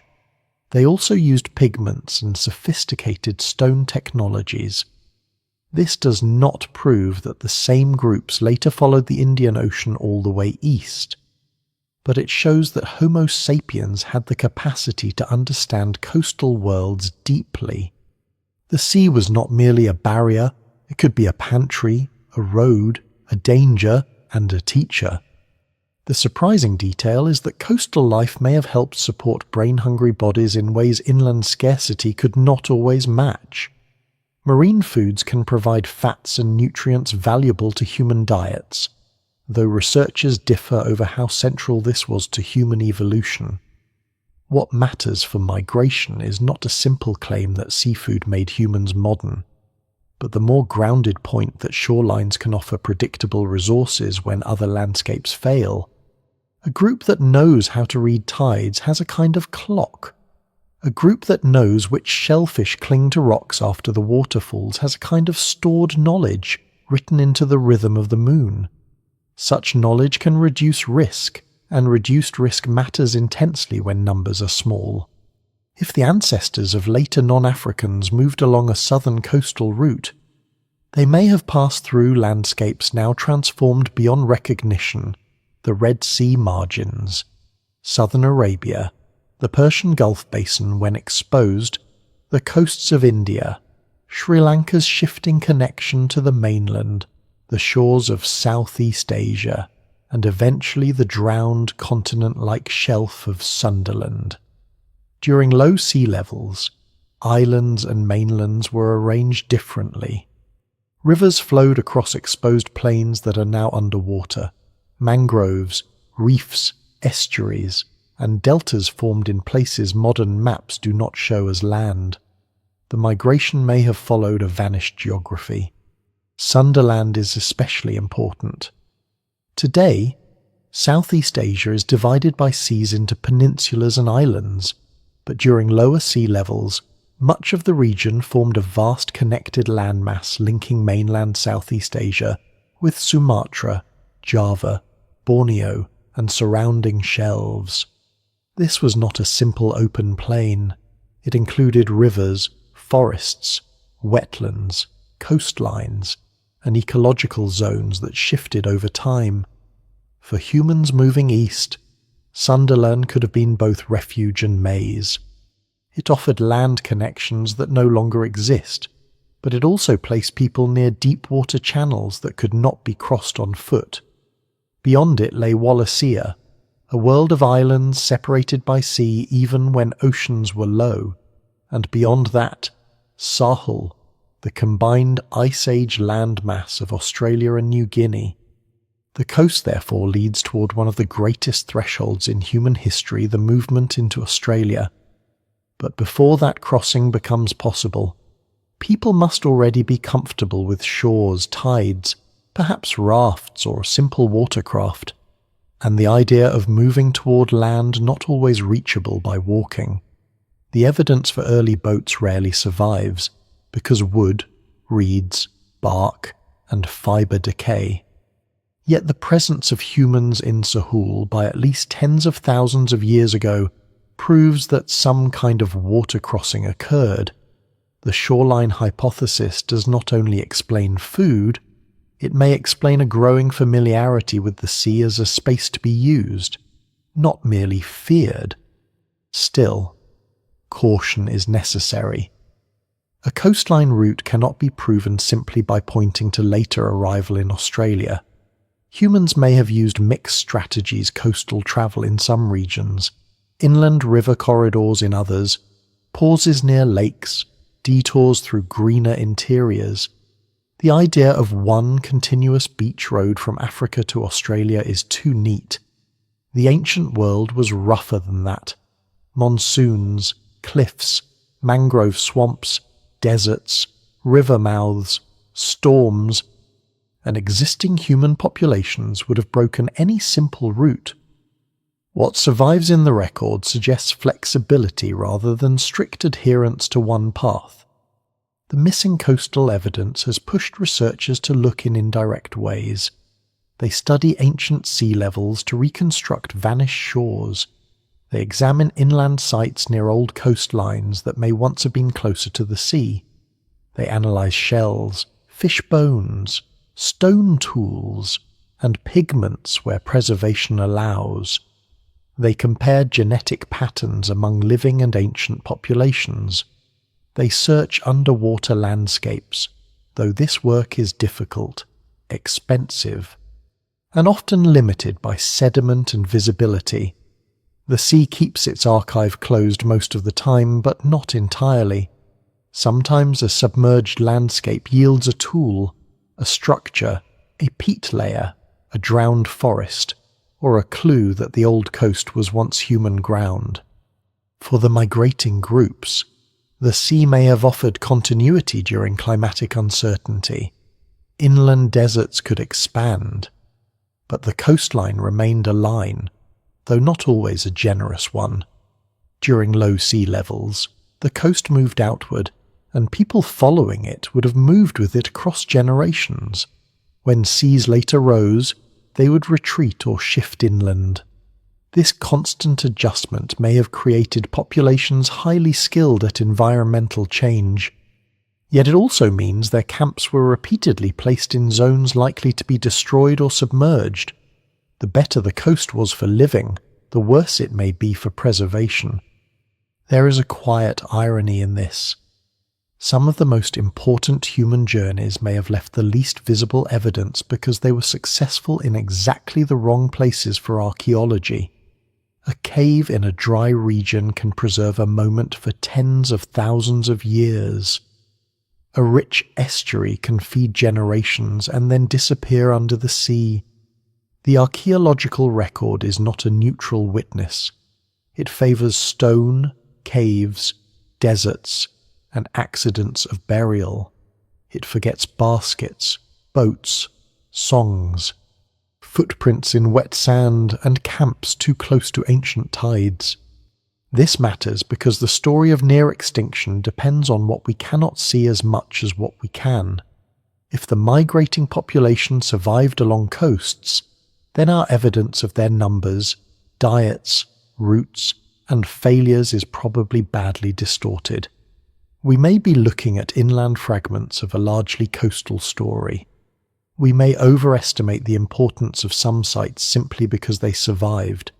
We may underestimate the number of failed coastal branches because they were drowned without trace. The evidence remains incomplete, and that incompleteness is not a flaw to be brushed aside. It is part of the mystery. For a small group on an ancient shore, life might be rich but tense. At dawn, the tide exposes rocks slick with shellfish. Children and elders gather food while others search for fresh water or watch for predators. Smoke rises from a sheltered place above the beach. Stone tools are repaired with material carried from an inland outcrop. A storm line of debris marks where the sea reached during rough weather, warning them not to sleep too low. Offshore, birds wheel over fish. Inland, the land may be dry, forested, or unknown. The group lives between two worlds, using both, fully safe in neither. The coast also encourages memory over distance. A shoreline can be followed, but good places along it must be remembered: a spring behind dunes, a reef that traps fish, a cave above storm surge, a river mouth where animals come to drink, a patch of stone suitable for tools. Such knowledge can pass down generations and outward through social networks.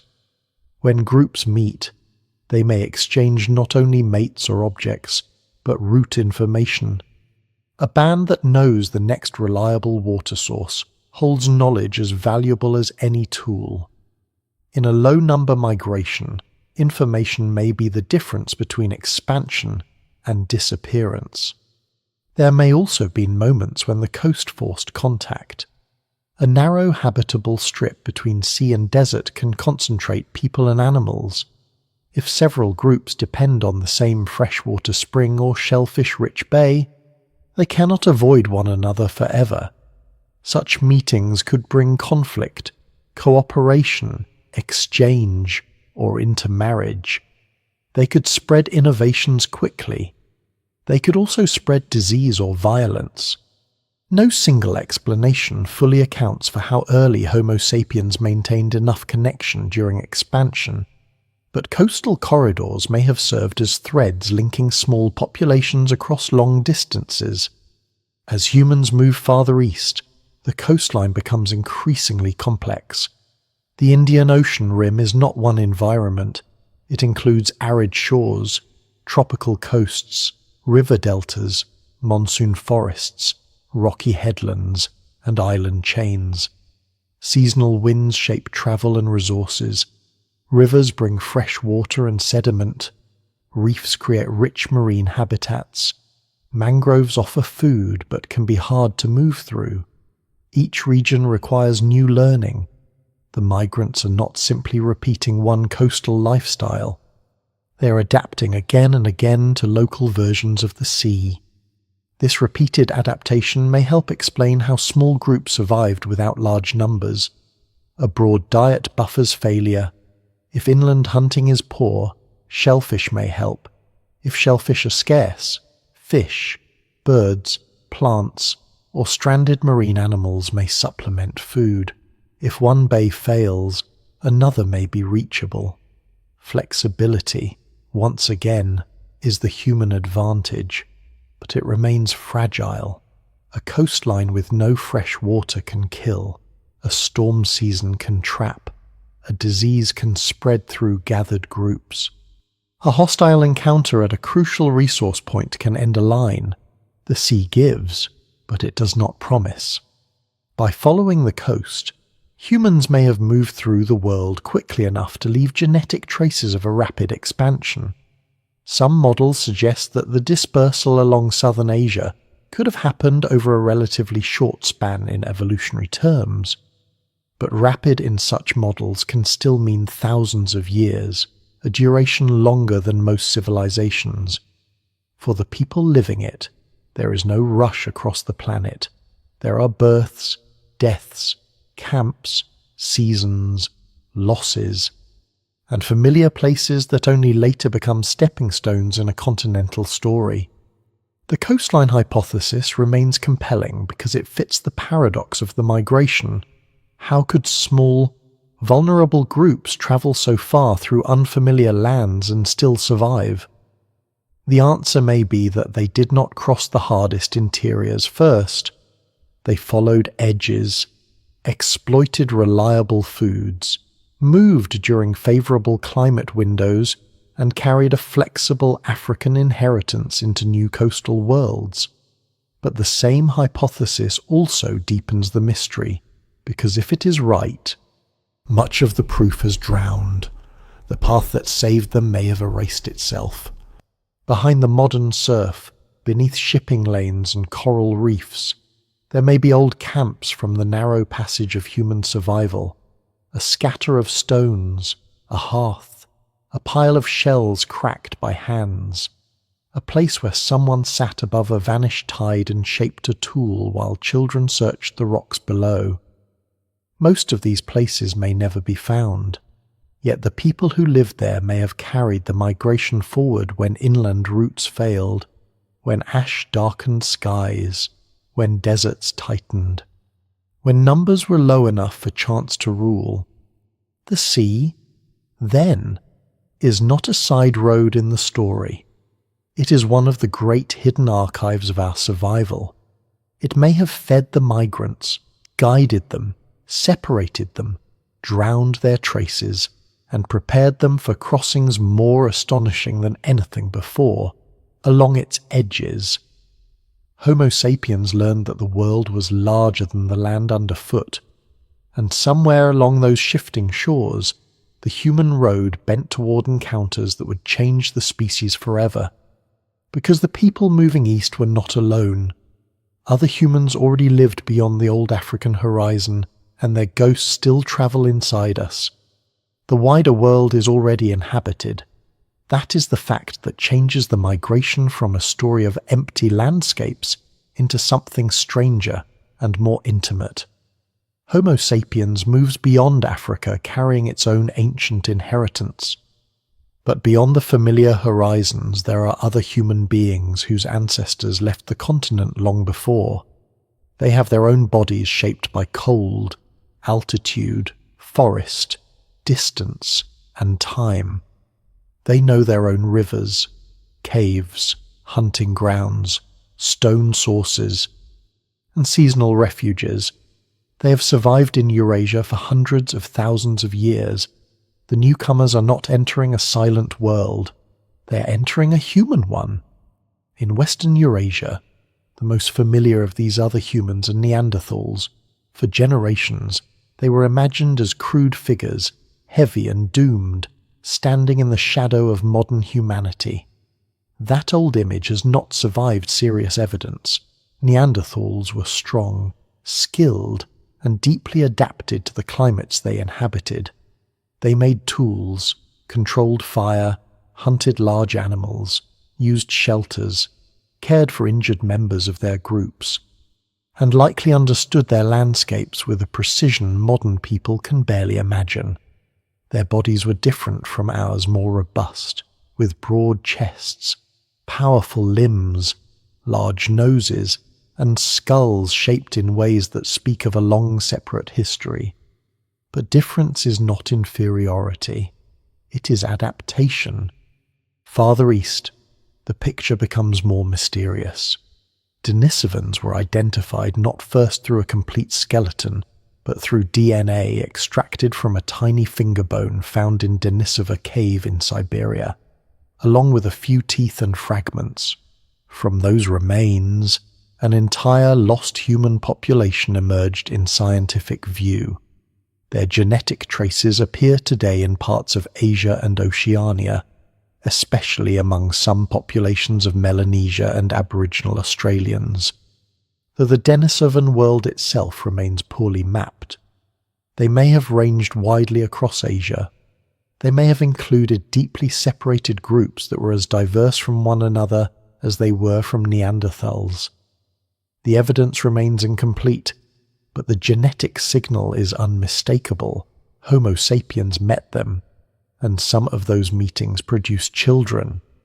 There may also have been other human populations whose names are still uncertain, or whose traces are only hinted at in DNA. Asia, especially tropical and subtropical Asia, is difficult territory for ancient bone preservation. Heat, humidity, acidic soils. and time can destroy the evidence that colder caves preserve. Fossils from places such as China and Southeast Asia complicate the picture, suggesting a world of human diversity not yet fully understood. Some lineages may have persisted in refugees for long periods, some may have vanished before modern humans arrived, others may have met Homo sapiens and left no detectable genetic legacy, or a legacy so faint that it remains difficult to identify. What survives in the record suggests that the human family tree was less like a tree and more like a braided river, with channels splitting, rejoining, and disappearing underground. For the migrating Homo sapiens, an encounter with another human group would not have come with labels. No one saw a Neanderthal and thought of taxonomy. They saw beings who looked both familiar and strange. They may have heard vocal sounds, watched gestures, noticed tools, smelled smoke, seen footprints, or found a recently used shelter. They may have approached cautiously or avoided contact. They may have fought. They may have exchanged materials, knowledge, or mates. They may have watched each other from ridges and riverbanks for days before any direct meeting. The lived reality is gone, and scholars still debate how frequent, friendly, hostile, or complex these interactions were. The genetic evidence proves that at least some contact was intimate. Most people outside Africa today carry a small percentage of Neanderthal ancestry. Some populations also carry Denisovan ancestry. These are not traces of mythic hybrids in the sensational sense. They are the normal biological result of populations meeting after long separation and still being close enough to have fertile descendants. The children of such unions became part of later human communities. Some inherited gene variants that were harmful and later reduced by natural selection. Others carried variants that may have helped with immunity, skin, metabolism, or adaptation to specific environments. No single explanation fully accounts for the pattern, but admixture is no longer speculation. It is written into living bodies. This changes the meaning of survival. The migration did not simply replace all other humans without contact. It absorbed pieces of them. The last surviving human species is not pure in the old simplistic sense. It is a survivor carrying fragments of vanished relatives. A person living today may have no Neanderthal bones in a museum, no Denisovan cave in their ancestry as a remembered place, and yet still carry small inherited sequences from those meetings tens of thousands of years ago. The vanished are not entirely vanished. Some of them persist as traces within us. But contact also brings risk. Other humans can be allies, sources of mates, guides to new landscapes, and carriers of useful knowledge. They can also be competitors to water, caves, prey, stone, and safe passages. When populations are small, even limited conflict can matter.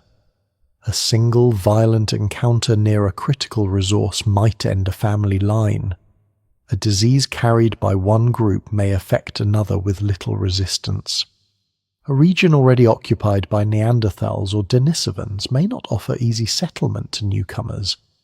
The migration that nearly wiped us out may have passed not only through deserts and climate shocks, but through territories where other human beings already knew how to survive.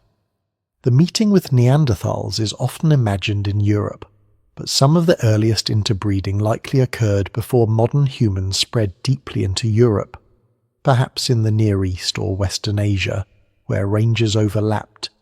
The Levant becomes important again, not just as a corridor out of Africa, but as a zone of contact.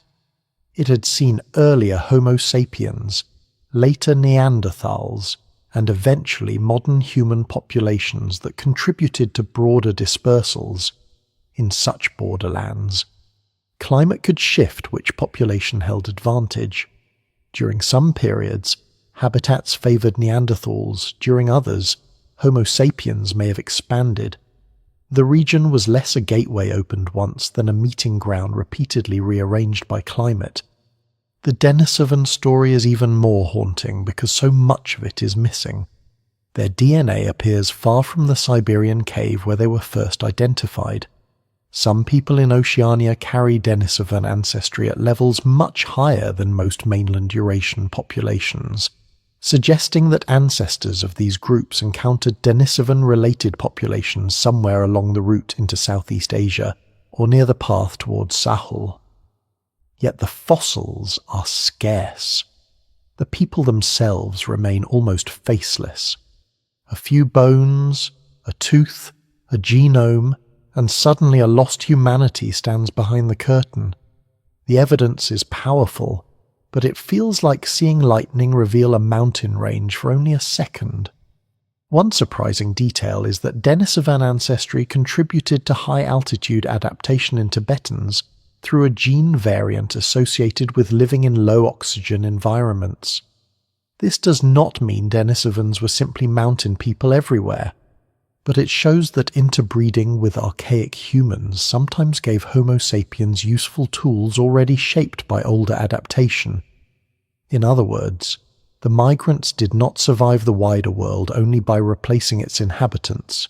In some cases, they survived by inheriting from them.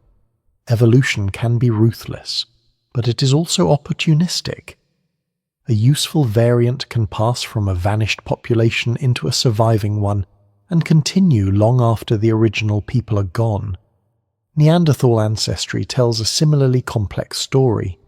Some inherited variants may have influenced immune responses, helping modern humans confront pathogens outside Africa.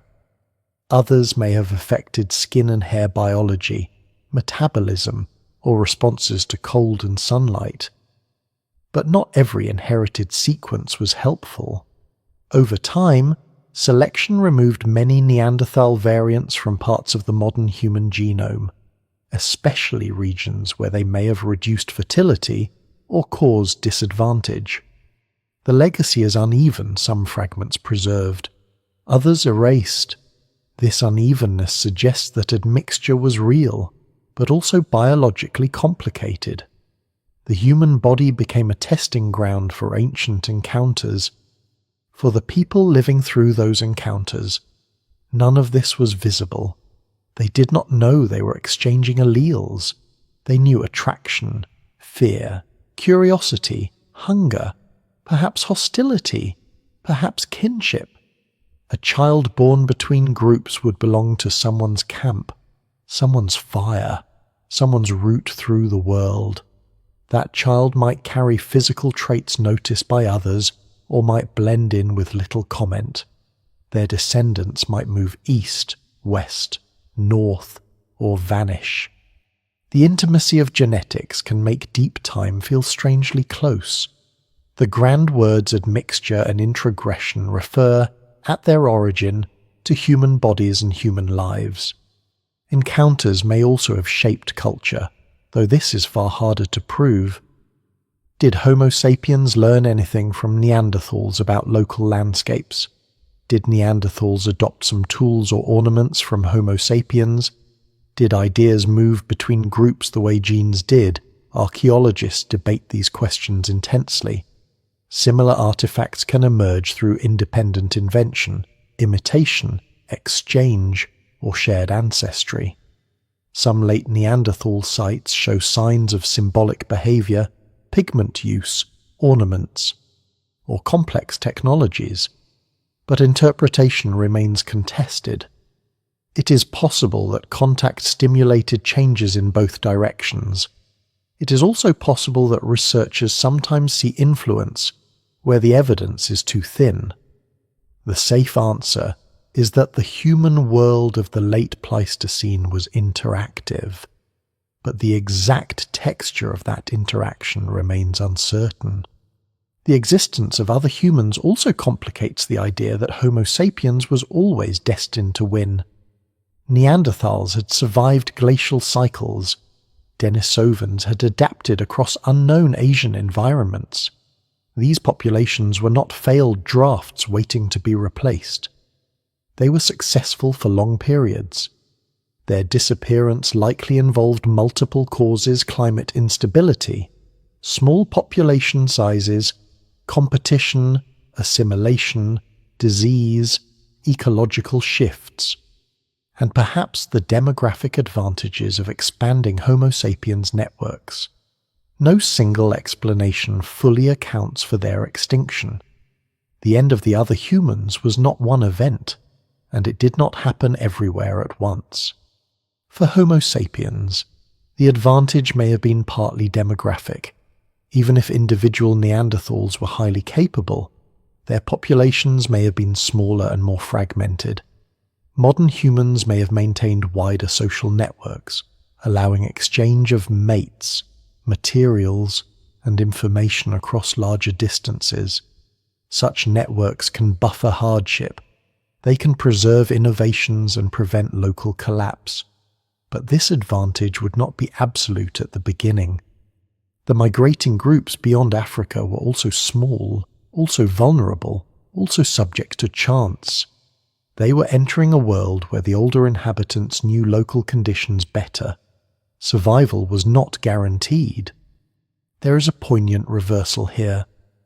The populations we now call archaic were, in many places, the established ones. Homo sapiens were the newcomers, the uncertain migrants, the people pushing into landscapes already claimed by older forms of humanity. If the migration nearly failed, part of the reason may have been that the world beyond Africa had its own human ecology.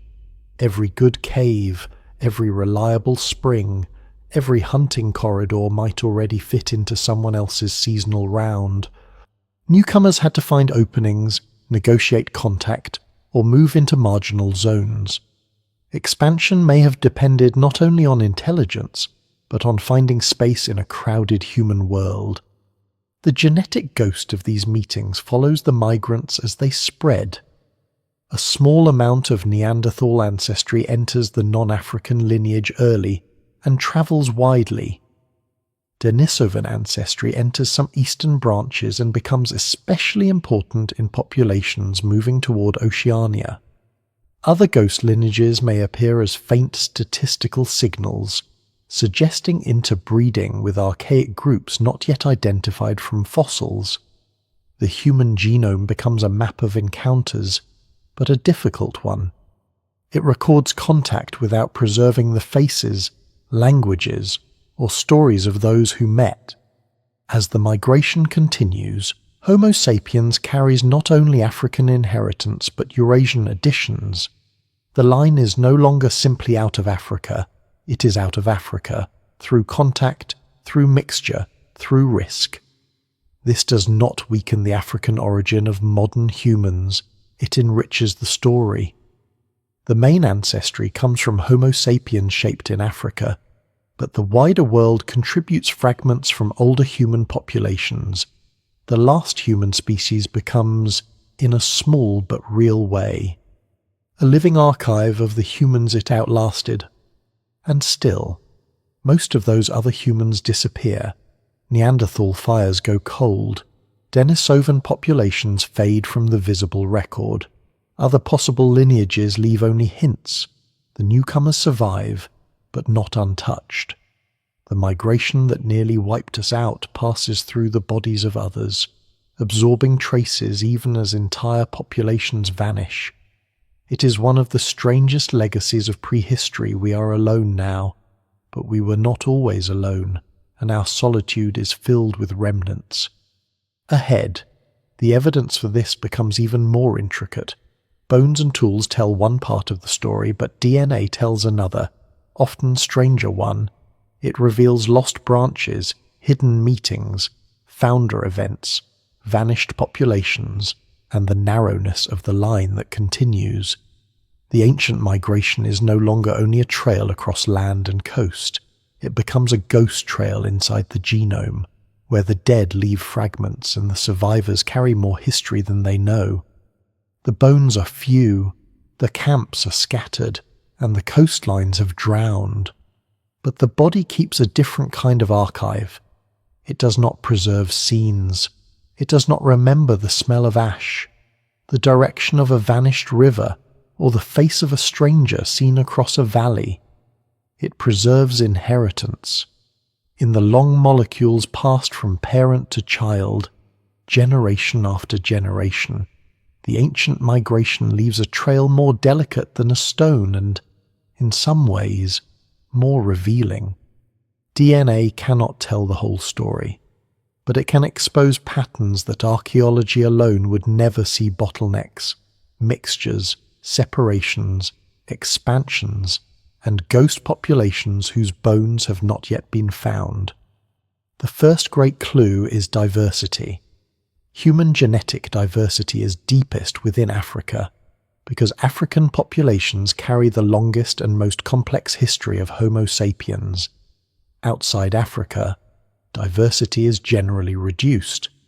This does not mean non-African populations are lesser or simpler.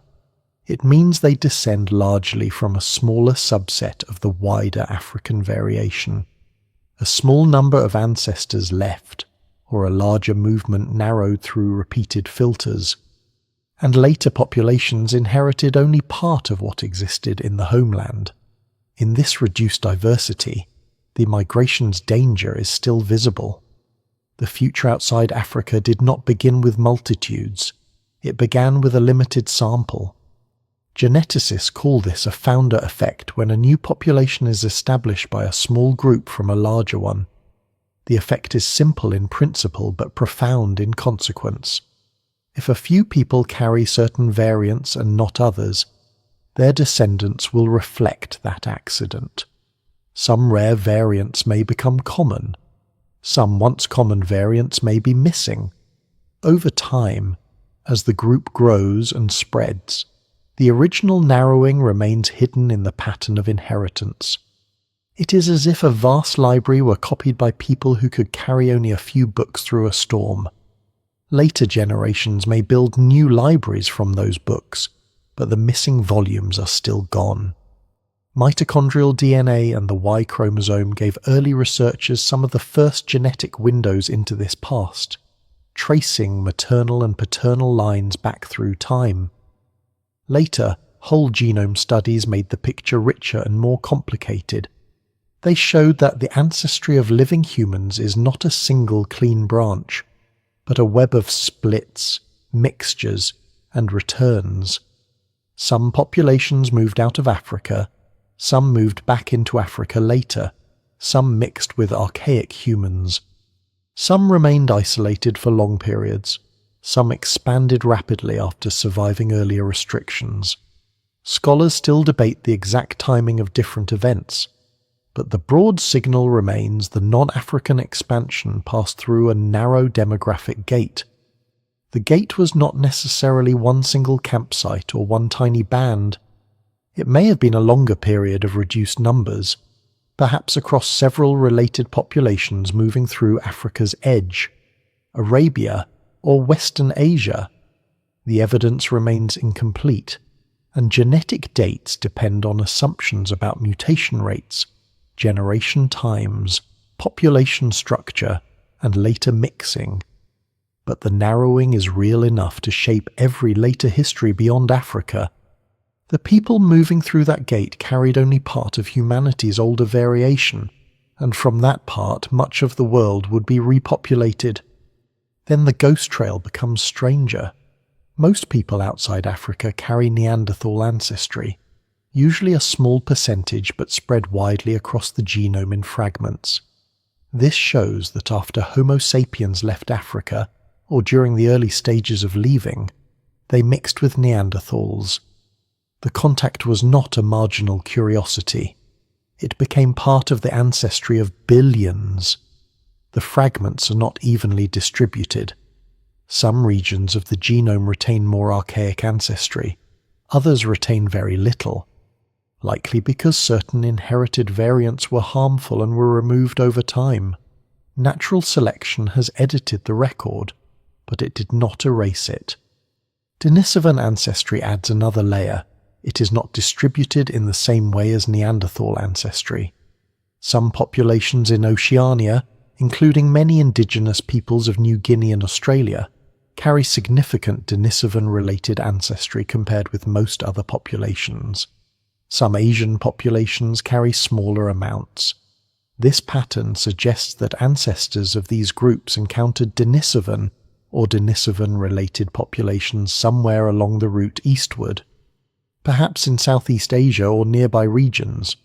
Though the exact place remains debated, the bones are scarce, but the DNA points to meetings that archaeology has barely begun to locate.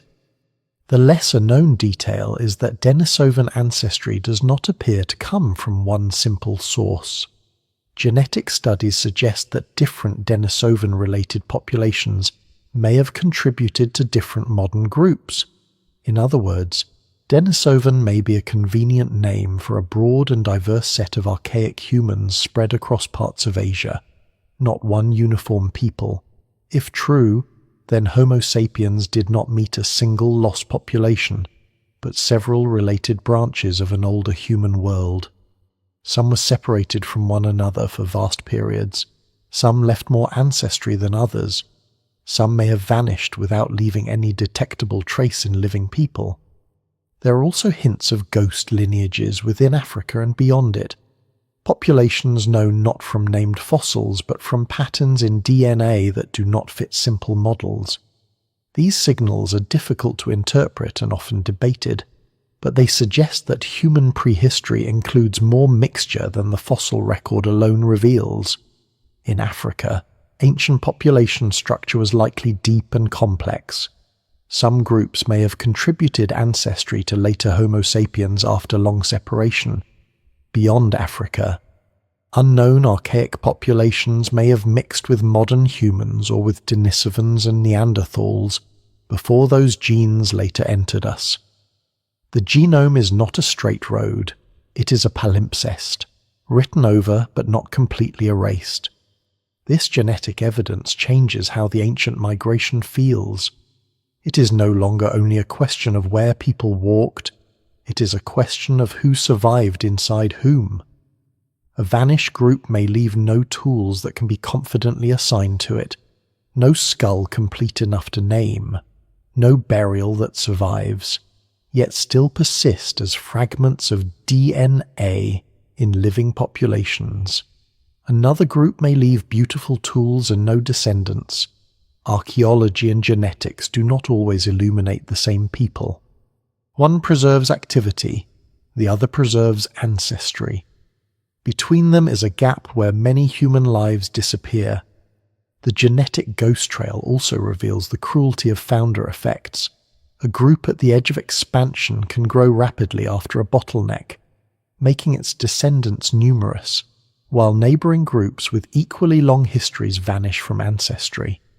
This does not mean the surviving group was destined to dominate. It may have been better placed when climate shifted, more connected to other groups, slightly larger, or simply lucky. In small populations, chance can become historical force.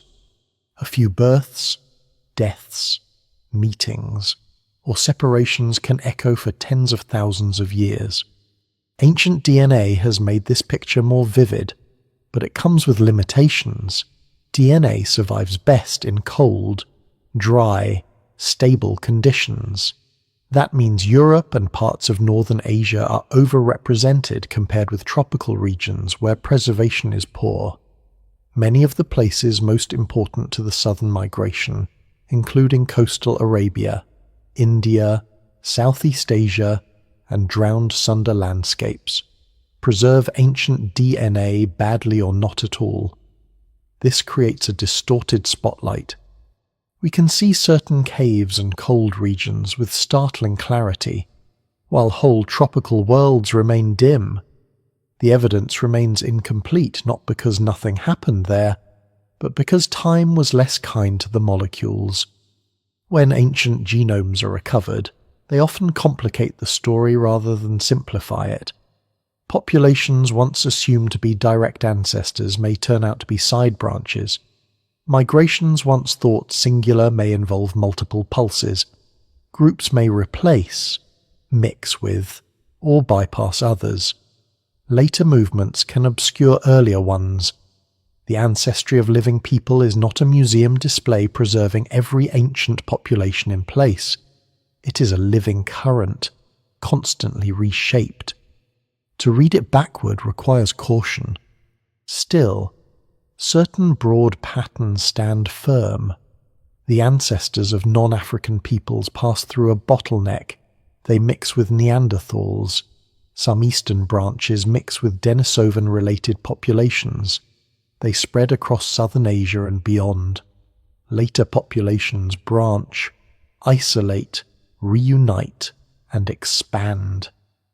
The ancient migration nearly fails, not because one gene says so, but because the whole pattern points to narrowness, risk, and survival through small numbers.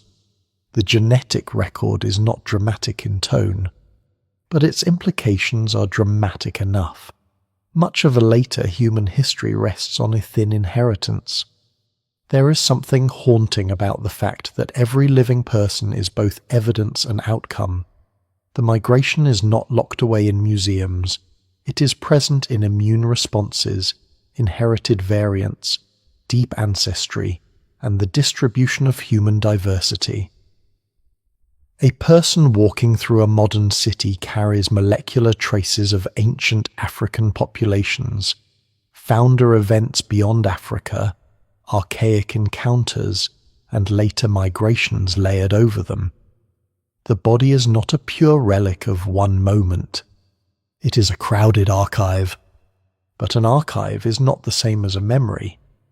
DNA does not tell us what people feared, loved, or believed.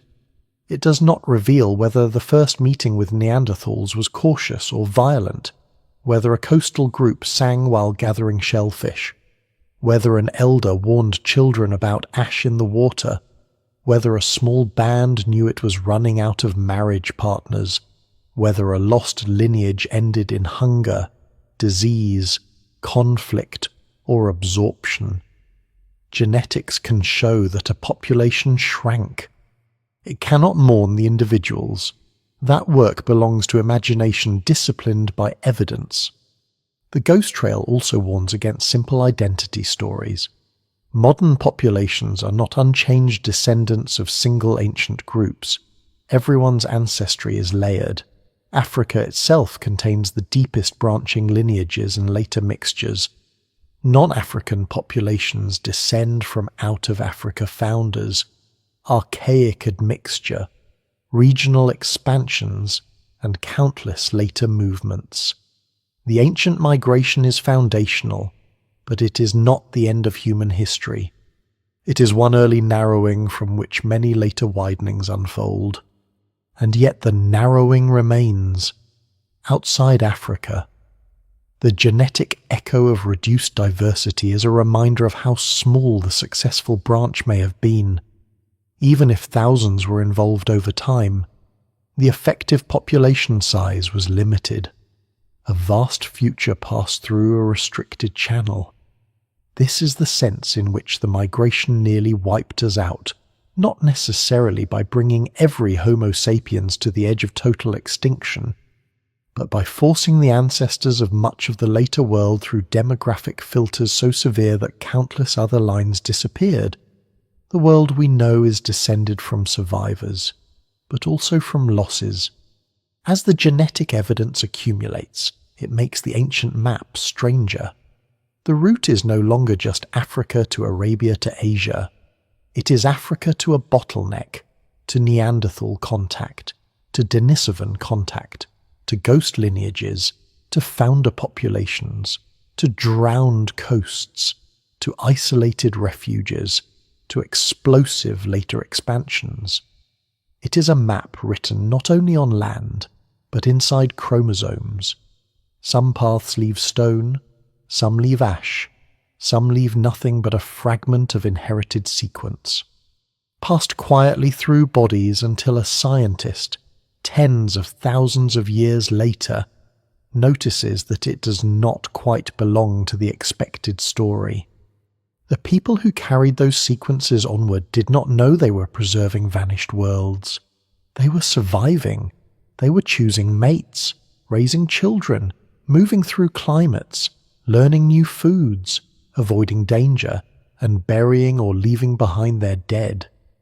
Their descendants became the ancestors of regions they never imagined. Their DNA crossed mountains, seas, deserts, and ice margins long after their own names, if they had names in the way we understand them, were gone. The genetic ghost trail is therefore both evidence and elegy. It tells us that the migration succeeded, because we are here to read it. It tells us that the migration nearly failed, because the line that succeeded was narrow. It tells us that we were not alone, because other humans live on in fragments. And it tells us that the greatest part of the story is missing, because every surviving genome is surrounded by the silence of lineages that left no descendants at all. Ahead, that silence grows louder as the migrating populations become smaller, more isolated, and more dependent on chance, until the question is no longer simply how humans moved across the world, but how close the moving line came to vanishing before it could become the ancestry of continents. When numbers become small enough, chance stops being background noise and becomes a force of history. A large population can absorb misfortune. One bad hunt, one fever, one dangerous birth, one quarrel, one failed camp, one drowned crossing may cause grief, but not extinction. In a small group at the edge of a migration, the same events can redirect the future of the species. The ancient humans moving beyond Africa do not need to be weak for their line to be fragile. They need only be few, scattered and far from the safety of wider networks. This is the hidden danger behind the great expansion. Maps make it look broad, but the leading edge may have been narrow. A band follows a coast, another moves along a river, another pauses near a lake in Arabia or South Asia. For a while, each group may seem secure.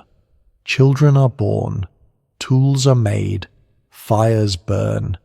Then the climate shifts, or the water fails, or contact with neighboring groups breaks. Suddenly the group is not a wave of expansion. It is an island of people, surrounded not by ocean necessarily, but by distance, uncertainty, and risk. Isolation is dangerous because humans are social survivors. A group needs food and water, but it also needs partners, teachers, allies, and information. If too few people remain connected, the future tightens. Young people may have fewer possible mates. Elders may die without passing on knowledge. A specialized skill may vanish. A small injury may become fatal if the person who knows certain treatments is gone. A group may survive physically for a time while its cultural strength thins invisibly. What survives in the record suggests that early humans were remarkably adaptable, but adaptability depends on transmission. Knowledge must move from one body to another before death interrupts it. The genetic bottleneck outside Africa is the molecular shadow of this narrowness. It tells us that the ancestors of later non-African populations carried only part of the older African diversity. But within that broad statement are many possible human dramas. Perhaps a small group became separated from related populations during a dry phase. Perhaps several groups passed through a corridor, but only one left many descendants. Perhaps disease, conflict, or famine reduced numbers repeatedly. Perhaps later expansions erased the genetic signatures of earlier travelers. Scholars still debate the exact sequence, and no single explanation fully accounts for all the evidence. The important point is that the line leading onward was not wide. For people living inside that line, survival may have depended on staying connected across distance. Seasonal gatherings could have mattered as much as food. A meeting between bands might allow exchange of partners, stone, pigments, shells, stories, and root knowledge. A person marrying into another group could carry information between landscapes.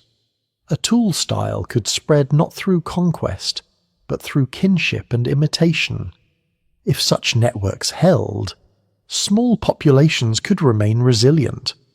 If they broke, each group became more vulnerable to the mathematics of disappearance. Mathematics sounds cold, but in this case it describes something painfully concrete. In a small population, random events can change everything. If more boys than girls are born for several generations, or more girls than boys, future partnerships may be affected. If a storm kills several adults at once, skills vanish. If one family line happens to have more surviving children, its genetic variants become common for no reason other than luck. This is genetic drift, and it is strongest in small populations. It is one of the quiet engines of prehistory, less dramatic than volcanic ash, but perhaps just as powerful over time. Founder effects add another layer. A few individuals moving into a new region carry a limited set of genes and traditions. If their descendants grow, that limited set expands with them. Later abundance can hide earlier scarcity. A thriving population thousands of years later may descend from a surprisingly small number of founders. The world may fill with people whose ancestry once passed through a narrow gate so ordinary at the time that no one noticed it. A campfire, a birth, a crossing. A decision to follow the coast instead of turning inland, such things can become continental history. The danger was not only biological. Culture itself has population size. Complex skills survive better when many people know them, use them, and teach them. In very small groups, even useful practices can disappear by accident. A method for making composite tools, using adhesive, preparing fibers, building watercraft, or processing toxic plants may require repeated instruction. If the few experts die, the group may fall back on simpler methods, not because it is less intelligent, but because knowledge has been cut. The evidence remains incomplete, but archaeologists have seen technological traditions appear, disappear, and reappear in deep time. Some of that flickering may reflect changing needs. Some may reflect the fragility of learning in small populations. This is why a nearly failed migration does not have to look like bodies scattered across a disaster scene. It may look like thinning, fewer people at the meeting place, fewer children surviving to adulthood, fewer neighbouring camps known by name or memory, fewer hands able to make the difficult tools, fewer elders who remember the dry season route, fewer chances to recover from a mistake. Extinction for a local lineage can arrive quietly. A group dwindles, joins another, or disappears. And the land remains. Some of the ancient migrants may have lived in refuges during harsh phases. A refuge is a place where survival remains possible, while surrounding landscapes become hostile, a spring-fed valley. A coastline with reliable shellfish, a mountain zone with rainfall, a river bend, a lake margin, a forest edge. Refuges can preserve populations through drought or cold, but they can also concentrate them. When many animals and human groups depend on the same shrinking resources, competition rises. Refugees are safe only by comparison. They are not peaceful by nature. In such places, human contact could either save or destroy. Two small groups meeting near water might exchange partners and knowledge, increasing resilience for both. They might also fight over access. The outcome could depend on prior relationships, language similarity, group size, hunger, or chance. Because no written record survives, the emotional truth of these meetings is lost, but the demographic importance remains. Contact between groups can prevent isolation. Contact can also spread disease or violence. The same social world that sustains humans can endanger them. The migration's near failure may also have been shaped by children. Human children require long care. They are costly in mobile groups, yet they are the future of the group's knowledge and genes. A band under stress may space births more widely, whether through biology, nursing patterns, movement demands, or social practice. High infant mortality can prevent growth for generations. A population does not need mass death to remain small. It needs only births and survival to stay low. A few hard generations can leave a lasting genetic mark. There is a lesser-known vulnerability in migration. The leading edge can become a demographic trap. New land may be rich at first, encouraging a small group to move farther, but each step away from the population core can reduce contact. If the group grows, it may split again, sending even smaller branches outward. Expansion creates opportunity, while also multiplying isolation. The boldest groups may be the most likely to vanish. Their disappearance leaves no warning for the next wave, except perhaps abandoned tools or empty shelters whose meaning no one can read. The human line that survived beyond Africa likely passed through these filters again and again. Some branches failed in Arabia. Some may have disappeared in South Asia. Some may have been absorbed by later populations. Some may have contributed a little ancestry, then been mostly overwritten. The record is not detailed enough to name them, but the reduced diversity outside Africa, the patterns of archaic admixture, and the uneven archaeological traces all point toward a world where survival was selective and contingent. What we call the migration may be the surviving edge of many attempted migrations. And still, the survivors were not passive victims of chance. They made choices, they changed diets, they maintained fires, they repaired tools, they cared for children and injured adults, they remembered routes, they learned tides, rains, animals, and stones. They formed bonds beyond immediate family. They likely used ornaments, pigments, gestures, and shared practices to mark identity and connection. These things matter because they help explain how small populations avoided total collapse. Culture is a survival system. It turns individual knowledge into group inheritance. But culture itself needs people. That is the paradox. Humans survive by sharing knowledge, yet knowledge can vanish when people are too few. The migration that nearly wiped us out may have succeeded only when social networks were wide enough to keep small groups from becoming isolated fragments. A shell bead carried inland, a stone transported across distance, a shared tool style spreading between sites. Such evidence may hint at connections that were more than decorative. They may show lifelines. In this light, ancient ornaments are not trivial. A pierced shell, a pigment-stained object, or a carefully shaped item may signal identity, alliance, memory, or belonging. In a sparse world, recognizing who is friend, kin, exchange partner, or marriage ally could be essential. Symbolic behavior is often discussed as art or cognition, but it may also have had demographic power. It helped humans create social worlds larger than the people immediately visible. That wider social imagination may have been one of the things that kept the line from breaking. The danger was greatest when environments changed faster than networks could adapt. A drying corridor could separate groups that once met. Rising seas could erase familiar coastal grounds. A cold phase could push animals away from known routes. A volcanic event could disrupt food and movement.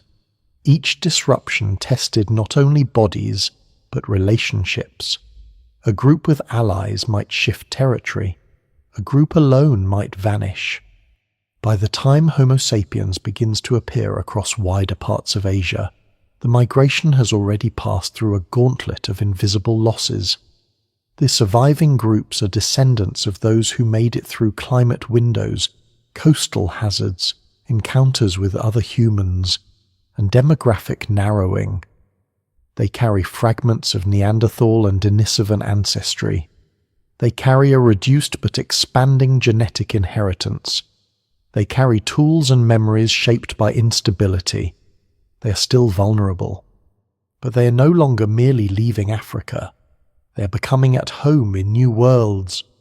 The phrase "nearly wiped us out" therefore should be heard with care. It is not only a claim about one eruption or one catastrophic winter, it is the cumulative pressure of small numbers meeting a changing planet. It is the possibility that many human futures ended before one continued. It is the knowledge that our later abundance began in scarcity. The ancestors who survived were not chosen by destiny. They were filtered by climate, geography, contact, skill, and chance. Ahead, their survival will depend increasingly on ingenuity that can travel, tools that can be remade from unfamiliar stone, fire that can be carried or kindled in new environments, social knowledge that can hold groups together, and perhaps the first technologies that allow dangerous water crossings. The line remains thin, but it does not break. It bends toward new lands, toward colder zones and tropical forests, toward islands beyond sight, toward a crossing that should have been impossible for people with so little, and yet somehow was made. Survival at the edge of the world is not built from strength alone. It is built from small inventions repeated until they become ordinary. A sharp edge where there was once a stone, a controlled flame where there was once darkness, a carrying sling, a hide wrap, a digging stick, a point fixed to a shaft, a memory tied to a landmark, a rule about sharing food before hunger becomes anger. These things do not look grand from the distance of deep time, especially when only the stone survives. But they are the machinery of endurance. The ancient migration continues because human beings carry not only bodies into new landscapes, but techniques, habits, and shared attention. A stone tool is easy to underestimate. It sits behind glass in a museum, silent and grey, stripped of the hands that made it urgent. But in the world of the migration, a good stone edge can mean meat cut quickly before scavengers arrive, hide scraped before it rots, wood shaped into a spear, roots dug from hard soil, shellfish opened, tendons separated for binding, bone worked into another tool. A flake struck from a prepared core is not a random chip. It is planning made visible. The maker must understand the stone's hidden structure, the angle of force, the sequence of removals, the difference between useful fracture and wasted effort. As Homo sapiens moves through Arabia, South Asia, and beyond, stone technology has to adapt to local materials. The perfect stone is not always available. A group may know how to work fine-grained silkrete, chert, or obsidian-like materials, then find itself in a region where the available rock behaves differently. Tool traditions cannot be copied blindly from one landscape to another. They must be translated. What survives in the record suggests both continuity and flexibility. People carry methods with them, but they also adjust to what the land offers. This is one of the quiet signs of intelligence that does not need exaggeration. Humans survive because they can change the recipe without losing the meal. Fire is even older than Homo sapiens, but in this migration it remains one of the great anchors of life. Around fire, food becomes safer and more digestible. Nights become less exposed. Predators hesitate. Damp bodies warm. Wood hardens. Stone can be heat treated.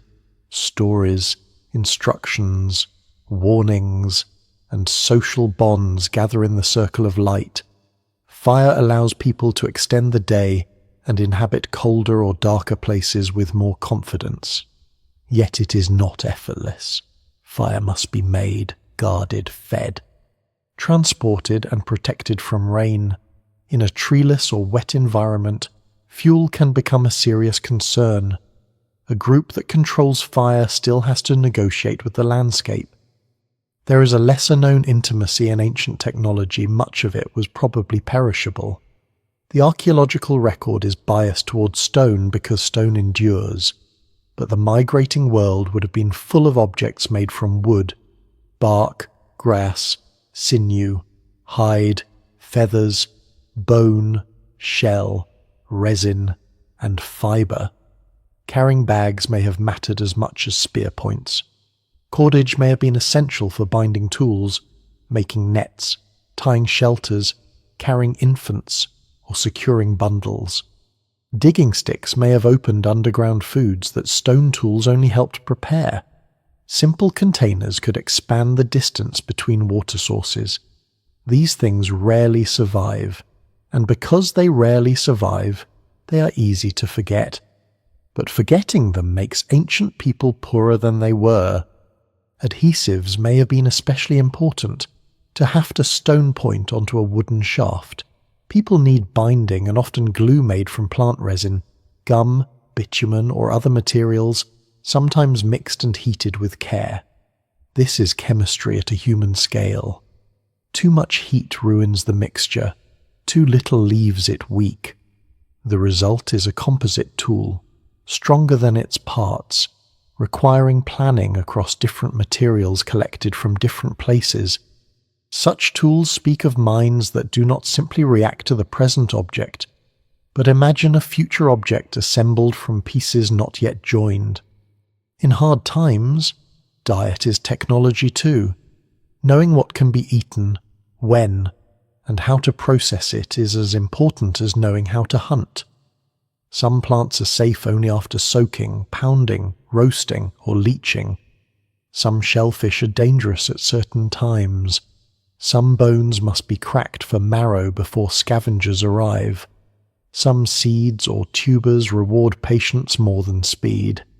A broad diet helps a group survive when preferred foods fail, and broad diets require accumulated knowledge.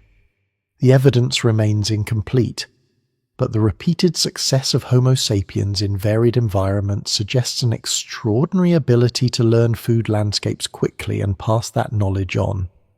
The most fragile technology may have been social learning itself. A child does not invent the world alone. A child watches hands strike stone, watches elders test plants, watches adults read clouds and animal tracks, watches when to be silent and when to call out. Skills enter the body through repetition. In a small migrating group, teaching cannot be left to chance. If children do not learn, the group's future narrows. If knowledge is hoarded too tightly, it may die with one person. If it spreads, the group becomes more resilient than any individual. Culture is survival distributed across many minds. This helps explain why symbolic behavior matters. Pigment, ornaments, patterns, and shared rituals are often treated as signs of art or abstract thought, and they may be that, but they may also help hold together wider networks. A shell bead carried far inland is not only decoration, it may mark identity, memory, alliance, or belonging. A red ochre mark may carry meaning within a group that no archaeologist can recover. In sparse landscapes where meeting strangers can be dangerous or life-saving, visible signs of connection may matter. Scholars still debate the meanings of early symbolic objects, and no single explanation fully accounts for them, but they likely belong to the social machinery that kept small populations from becoming isolated dust. Tool-making and fire do not make humans invincible. They make humans flexible. That difference matters. A spear helps only if there is prey. A net helps only if there are fish. A shell ornament helps only if others understand its meaning. Fire helps only if fuel exists. The ancient migrants survive by combining many partial solutions, none sufficient alone. Their strength is not one miracle invention. It is the layering of techniques, stone plus wood, fire plus food knowledge, memory plus movement, kinship plus exchange, caution plus curiosity. In unfamiliar regions, innovation may have happened through necessity. A group reaches a coast where fish are trapped in tidal pools, and someone learns the rhythm. Another reaches a dry interior where underground storage organs become essential. Another enters forest margins where visibility is poor and tracking changes. Another approaches islands and must think differently about water. Each environment asks a new question. The groups that answer survive. Those that cannot may leave only a few tools, or nothing at all. The nearly wiped out line continues because enough of these answers are found. The answers are not always dramatic. Sometimes they are slow improvements, a better way to carry water, a sharper point, a seasonal camp placed slightly higher above floods, a habit of revisiting shell beds only after they recover, a rule about sharing meat widely enough to preserve alliances. Such practices do not look like revolutions, but over generations they decide whether children live. There is also patience in this ingenuity. Modern people often associate migration with movement, but survival may depend just as much on knowing when not to move. A good refuge should not be abandoned too soon. A dangerous crossing should wait for weather, tide, or season. A dry corridor should be entered only when signs are favourable. Ancient humans likely spent long periods learning local places before their descendants moved farther. The migration is cumulative, not because one group races across the world, but because many groups turn unknown places into known ones, then pass that knowledge forward until the edge moves again. The tools also reveal something about identity. A tool tradition can persist across distance, suggesting learning networks or shared ancestry. It can change abruptly, suggesting adaptation, replacement, or new influence. Archaeologists must be careful, because similar tools do not always mean the same people, and different tools do not always mean different populations. But technology is one of the few voices left. It tells us that ancient humans were not simply surviving biologically.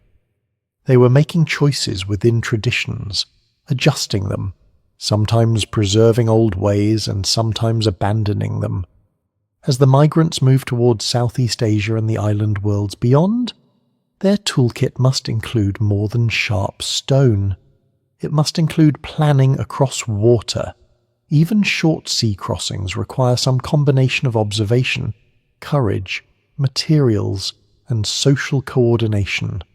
A raft, log float, bamboo bundle, dugout-like form, or reed craft would be nearly invisible archaeologically at these time depths.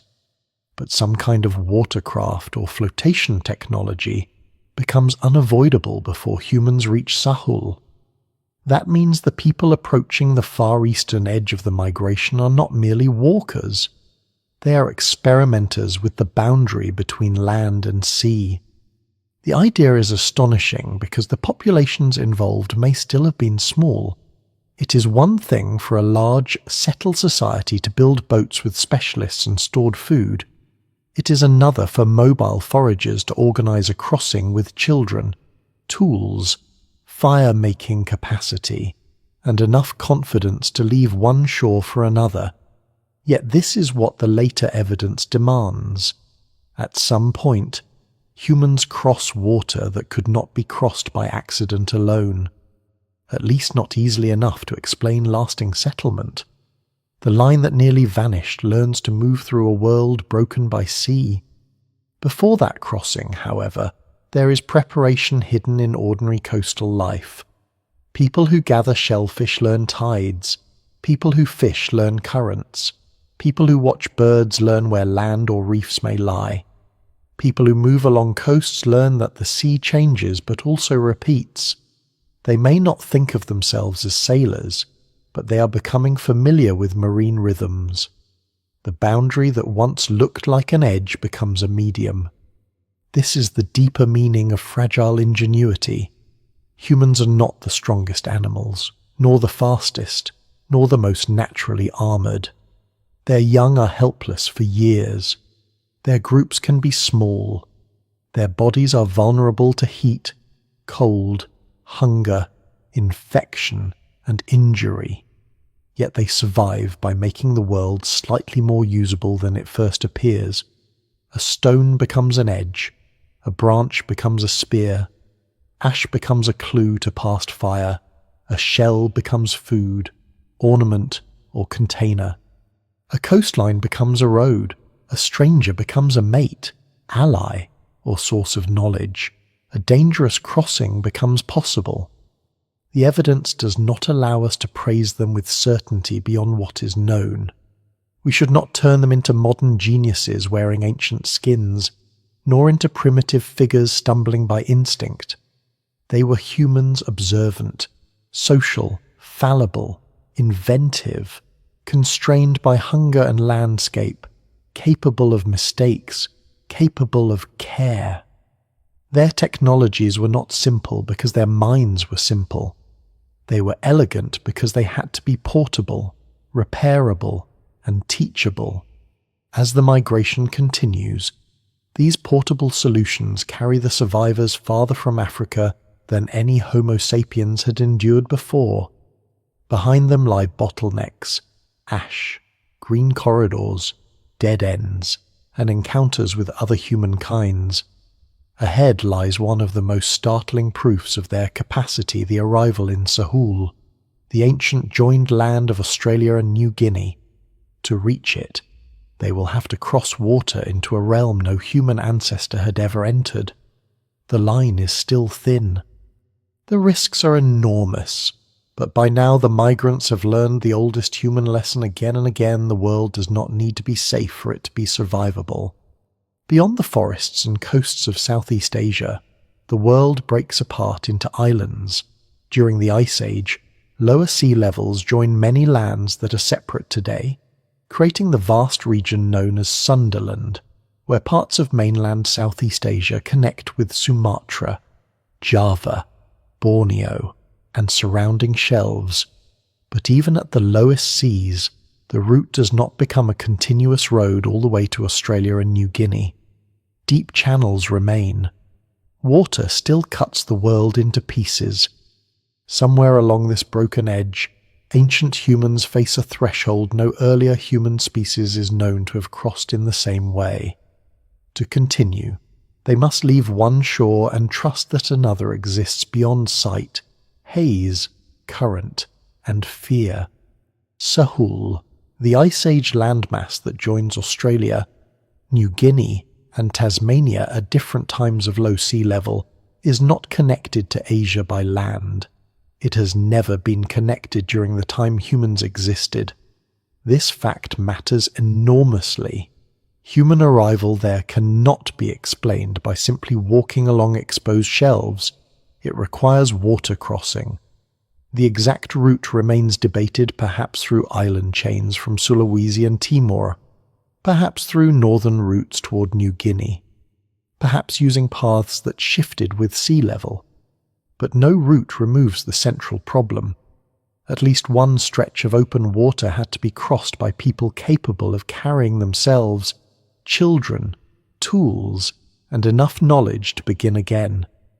The arrival in Sahul is one of the great turning points in human history because it proves that the migrants were no longer merely following land. They were crossing between worlds. The timing is still debated, with many researchers placing human presence in Australia by at least around 50,000 years ago, while some evidence suggests dates that may be older, perhaps around 60,000 to 65,000 years ago. The evidence remains incomplete, and dating early sites is difficult. But the broad conclusion is secure: humans reached Sahul astonishingly early. They did so while populations were still small, while the migration beyond Africa was still relatively recent in deep time terms, and while the world remained full of other human lineages that would not survive. It is tempting to imagine the first crossing as an accidental drifter storm, a broken raft, a handful of survivors washing ashore. But accidental arrival alone is hard to reconcile with lasting settlement. To establish a population, enough people must arrive, or repeated crossings must occur, with women and men, children or future births, tools, social knowledge, and the ability to find food quickly. A lone castaway does not found a continent. A few starving survivors cannot easily become a thriving population unless the odds align almost miraculously. What survives in the record suggests something more organized than pure accident, though not necessarily planned in a modern sense.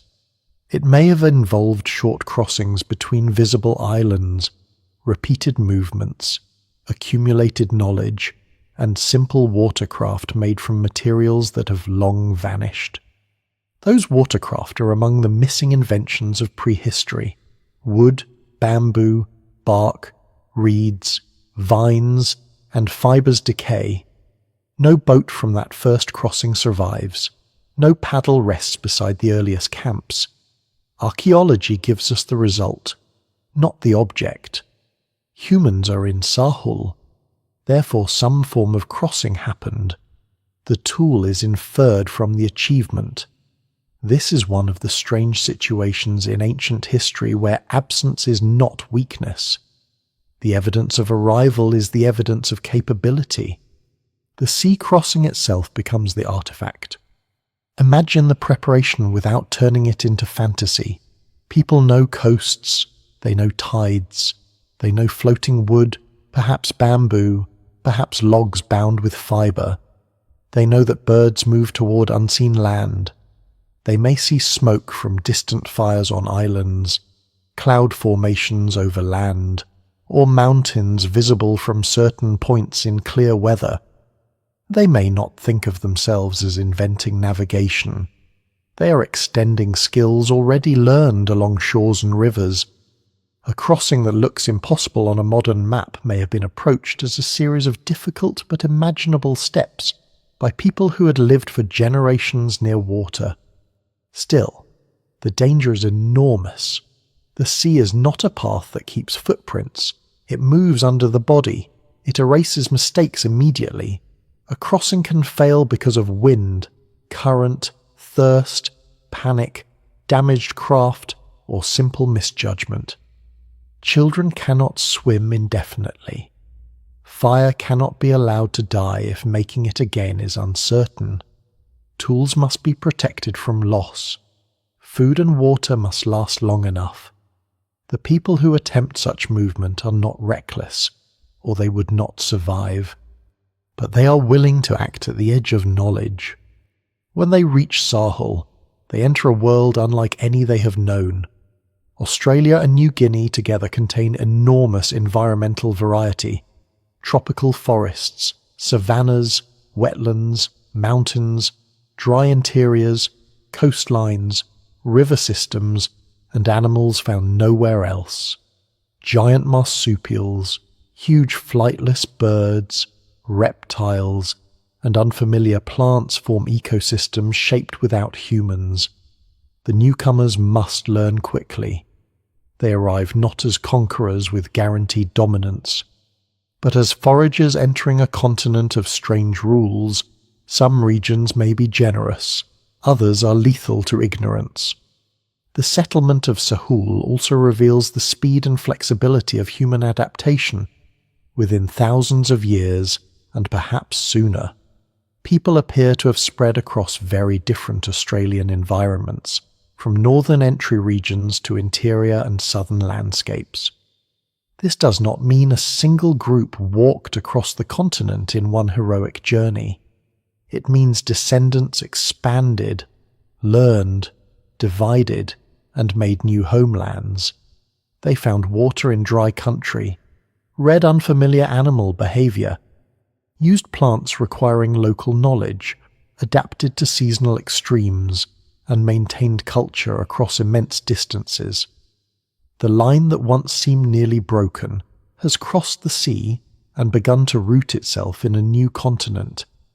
There is surprising implication here. The first Australians and New Guineans descend from some of the most daring early branches of the human expansion, and their ancestors carried Denisovan ancestry that may have entered the lineage before or during movement through eastern regions. This genetic trace links the crossing of Sahul to encounters with archaic humans somewhere in Asia or nearby island worlds. The people entering Sahul were already a mixed archive of African origin and Eurasian contact. They were modern humans, but not untouched by the older human world they had passed through.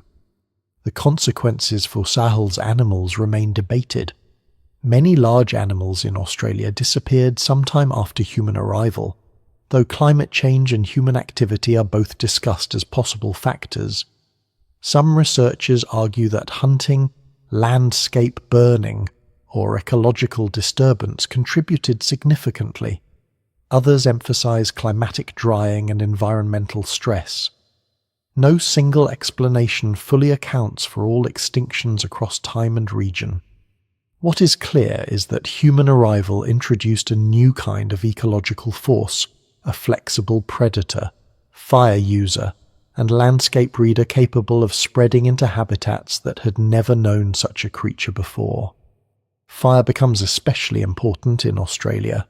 Humans likely used burning in ways that shaped vegetation, hunting opportunities, travel routes, and resource patterns, though the timing and intensity of early fire use are still debated. Fire can clear undergrowth, encourage new plant growth, drive animals, and maintain mosaics of habitat. It can also transform landscapes over long periods. The people who arrived were not simply adapting to Sahul. Eventually, they became part of the forces shaping it. But in the beginning, fire is still first of all survival warmth, cooking, protection, signal, and continuity. The crossing to Sahul also changes the emotional scale of the migration. Until now, the story's been one of corridors, coasts, deserts, ash, and encounters with other humans. With Sahul, the migration proves it can leap. The world is no longer a connected surface. It is a broken planet, and Homo sapiens has found a way to move across the breaks. This does not mean the population is safe. In fact, new lands can intensify founder effects. The first Sahul populations may have been small, carrying limited diversity, then expanding into enormous territory. Chance, again, becomes ancestry. Once in Sahul, isolation deepens. For tens of thousands of years, populations in Australia and New Guinea develop long histories shaped by local environments and cultural continuity. Rising seas later separate Tasmania, New Guinea, and Australia more sharply. Coastlines shift. Old entry routes drown. The first landing places may now lie underwater, just like so many earlier coastal camps along the migration. The evidence of arrival is therefore fragmented. Archaeologists find early sites inland or in rock shelters, but the original coastal threshold may be gone beneath the sea. This is one reason the story retains its mystery. We know humans arrived. We know they crossed water. We know they spread. But the first moment, the beach where feet touch Sahul, the craft pulled above the tide, the first fire kindled in a new land, those are lost. The people who made the crossing left descendants, but not a preserved scene. The most important human actions often vanish almost completely. Only their consequences remain large enough to see. The crossing also forces us to reconsider what advance means. These were not city builders. They did not have metal, writing, wheels, or agriculture. Yet they achieved something that required planning, environmental knowledge, cooperation, risk assessment, and technological imagination. A society can be materially light and cognitively rich. A raft can be more historically important than a palace if it carries a nearly extinguished lineage into a new continent. The ancient migrants' tools may look simple to modernize, but their decisions were anything but. For the broader migration, Sahul becomes proof of survival after near failure. A population that had passed through bottlenecks, climate hazards, and encounters with other humans now establishes itself beyond a sea barrier. This does not erase the losses behind it. Many branches may still have vanished. Other human species still face decline. But one branch of Homo sapiens has crossed into a region no hominin had reached before, and that crossing will echo through all later history. It shows that the fragile line has gained momentum.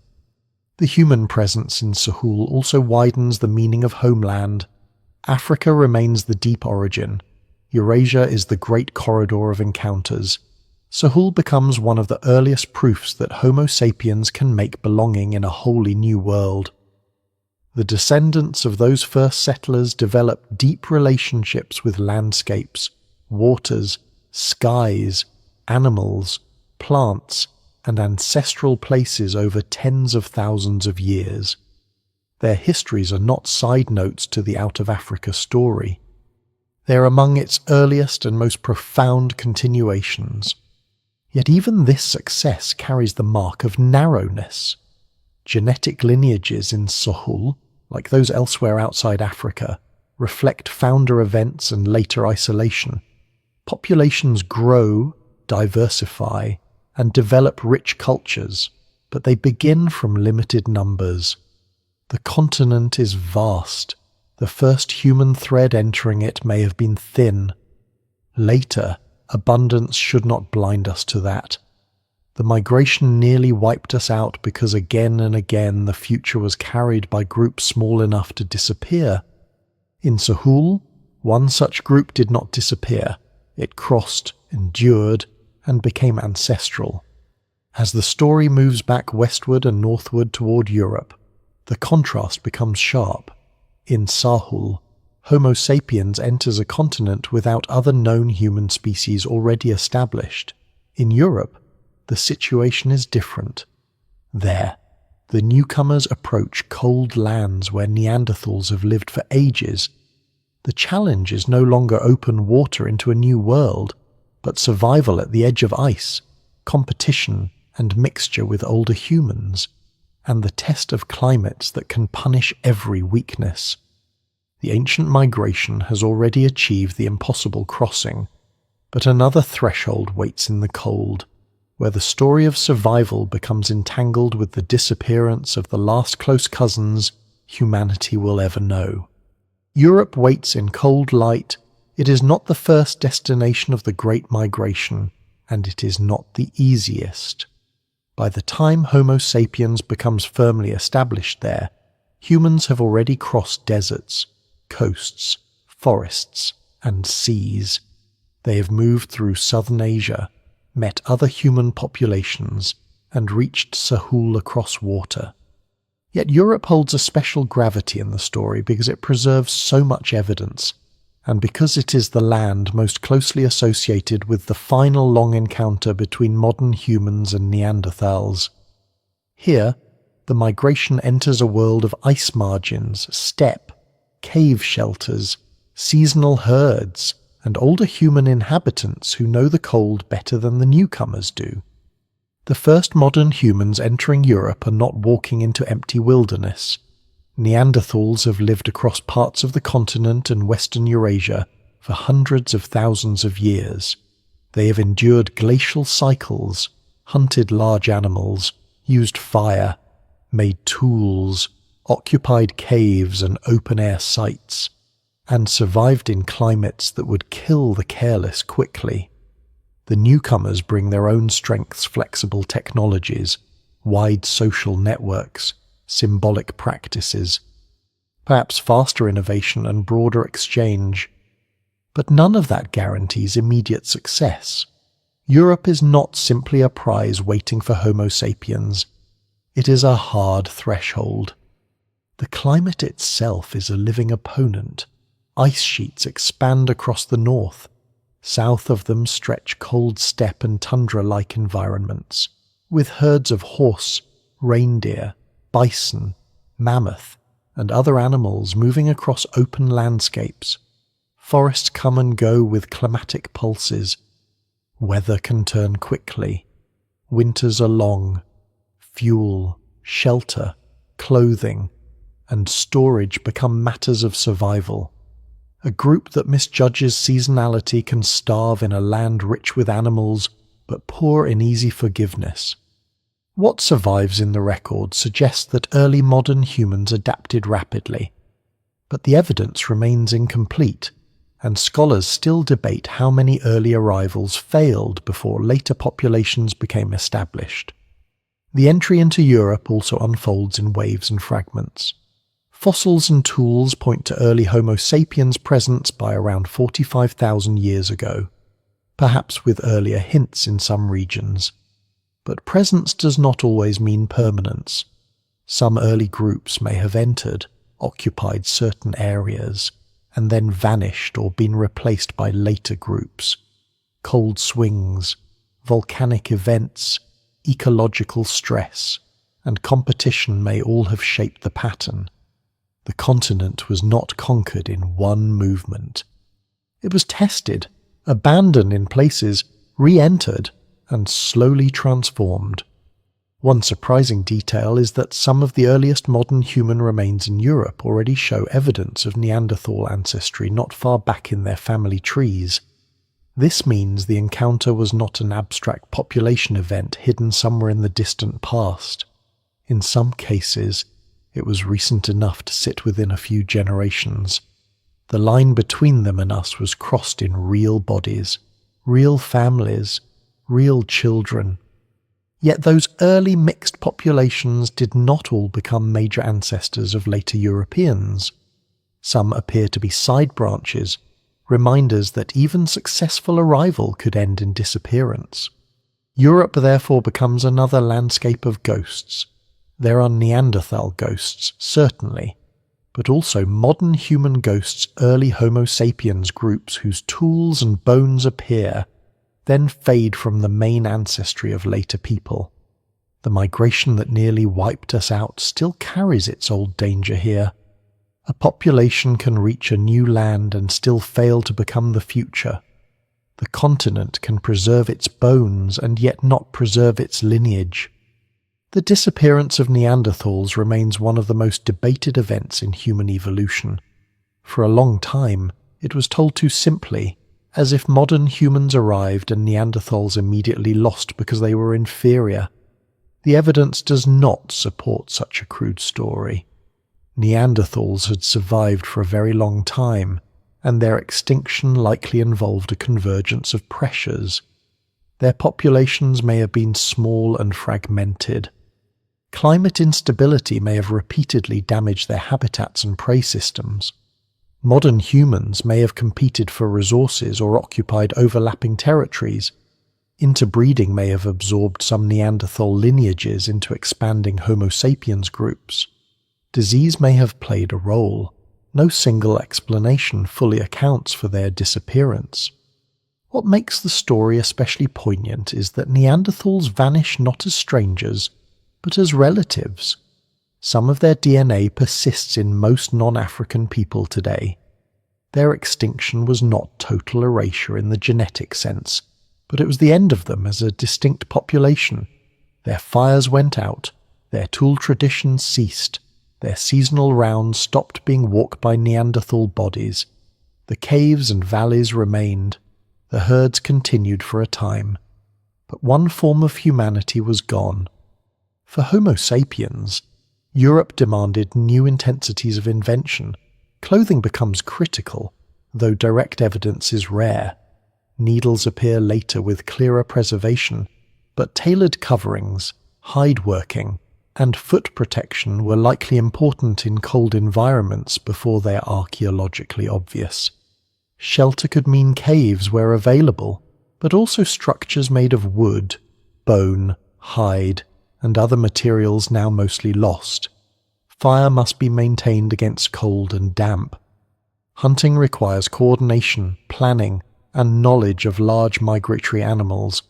The cold does not merely test endurance, it tests social organization. Food strategies shift with environment. In open Ice Age landscapes, large herbivores are crucial, but dependence on them is risky. Herds move, weather changes routes. A failed hunt in winter can be deadly. People need backup foods, storage methods, cooperation, and perhaps long-distance ties to other groups. The ability to maintain networks across large areas may have given Homo sapiens a demographic advantage. If one group suffers, others can provide mates, information, or refuge. In a cold, unstable continent, connection may be as important as skill. Symbolic life becomes increasingly visible in Europe, partly because preservation and research history are strong there. Ornaments, pigments, carved objects, and later cave art reveal a world of meaning far beyond survival mechanics. But even here, caution is necessary. The famous painted caves belong mostly to periods after the first arrival and after Neanderthals had largely disappeared. They should not be projected backward too neatly. Still, the broader pattern suggests that modern human groups used symbols, objects, and shared traditions to bind communities across distance. In a sparse world, meaning can be infrastructure. The cold threshold also highlights the unevenness of the archaeological record.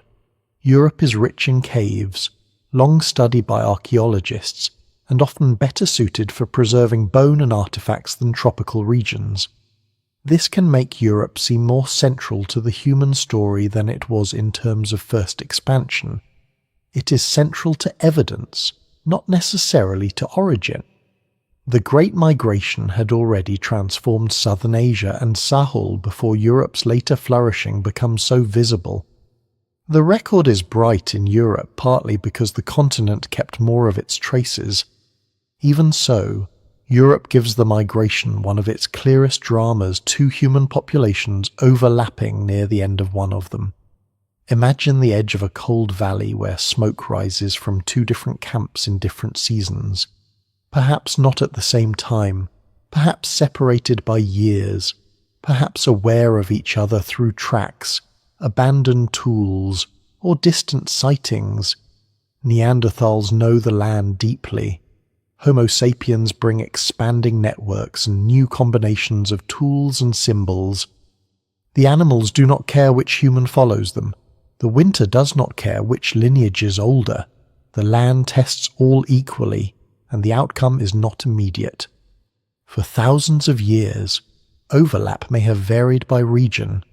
In some places, Neanderthals vanish before modern humans are clearly present. In others, contact or near contact seems likely. There may have been mosaics of occupation, with one population in a valley system and another elsewhere, shifting as climate changed. The idea of a single frontier line is too simple. Europe was a patchwork of refuges, corridors, cold plains, mountain barriers, and ecological zones. Human populations moved through that patchwork unevenly. The eventual success of Homo sapiens in Europe may have depended less on one superior trait than on a bundle of advantages that mattered together larger or more connected populations, broader exchange networks, flexible technology, symbolic systems that helped maintain identity, and the ability to exploit varied resources. Neanderthals may have had some of these qualities too, but perhaps not in the same combination or demographic scale. The evidence remains debated, and any explanation that makes the outcome seem inevitable should be distrusted. Neanderthals were not doomed from the beginning. They were outlasted under specific historical pressures. For the migrating Homo sapiens, Europe is both triumph and warning. It shows that the fragile line can enter harsh northern environments and survive. But it also shows how easily human forms can vanish.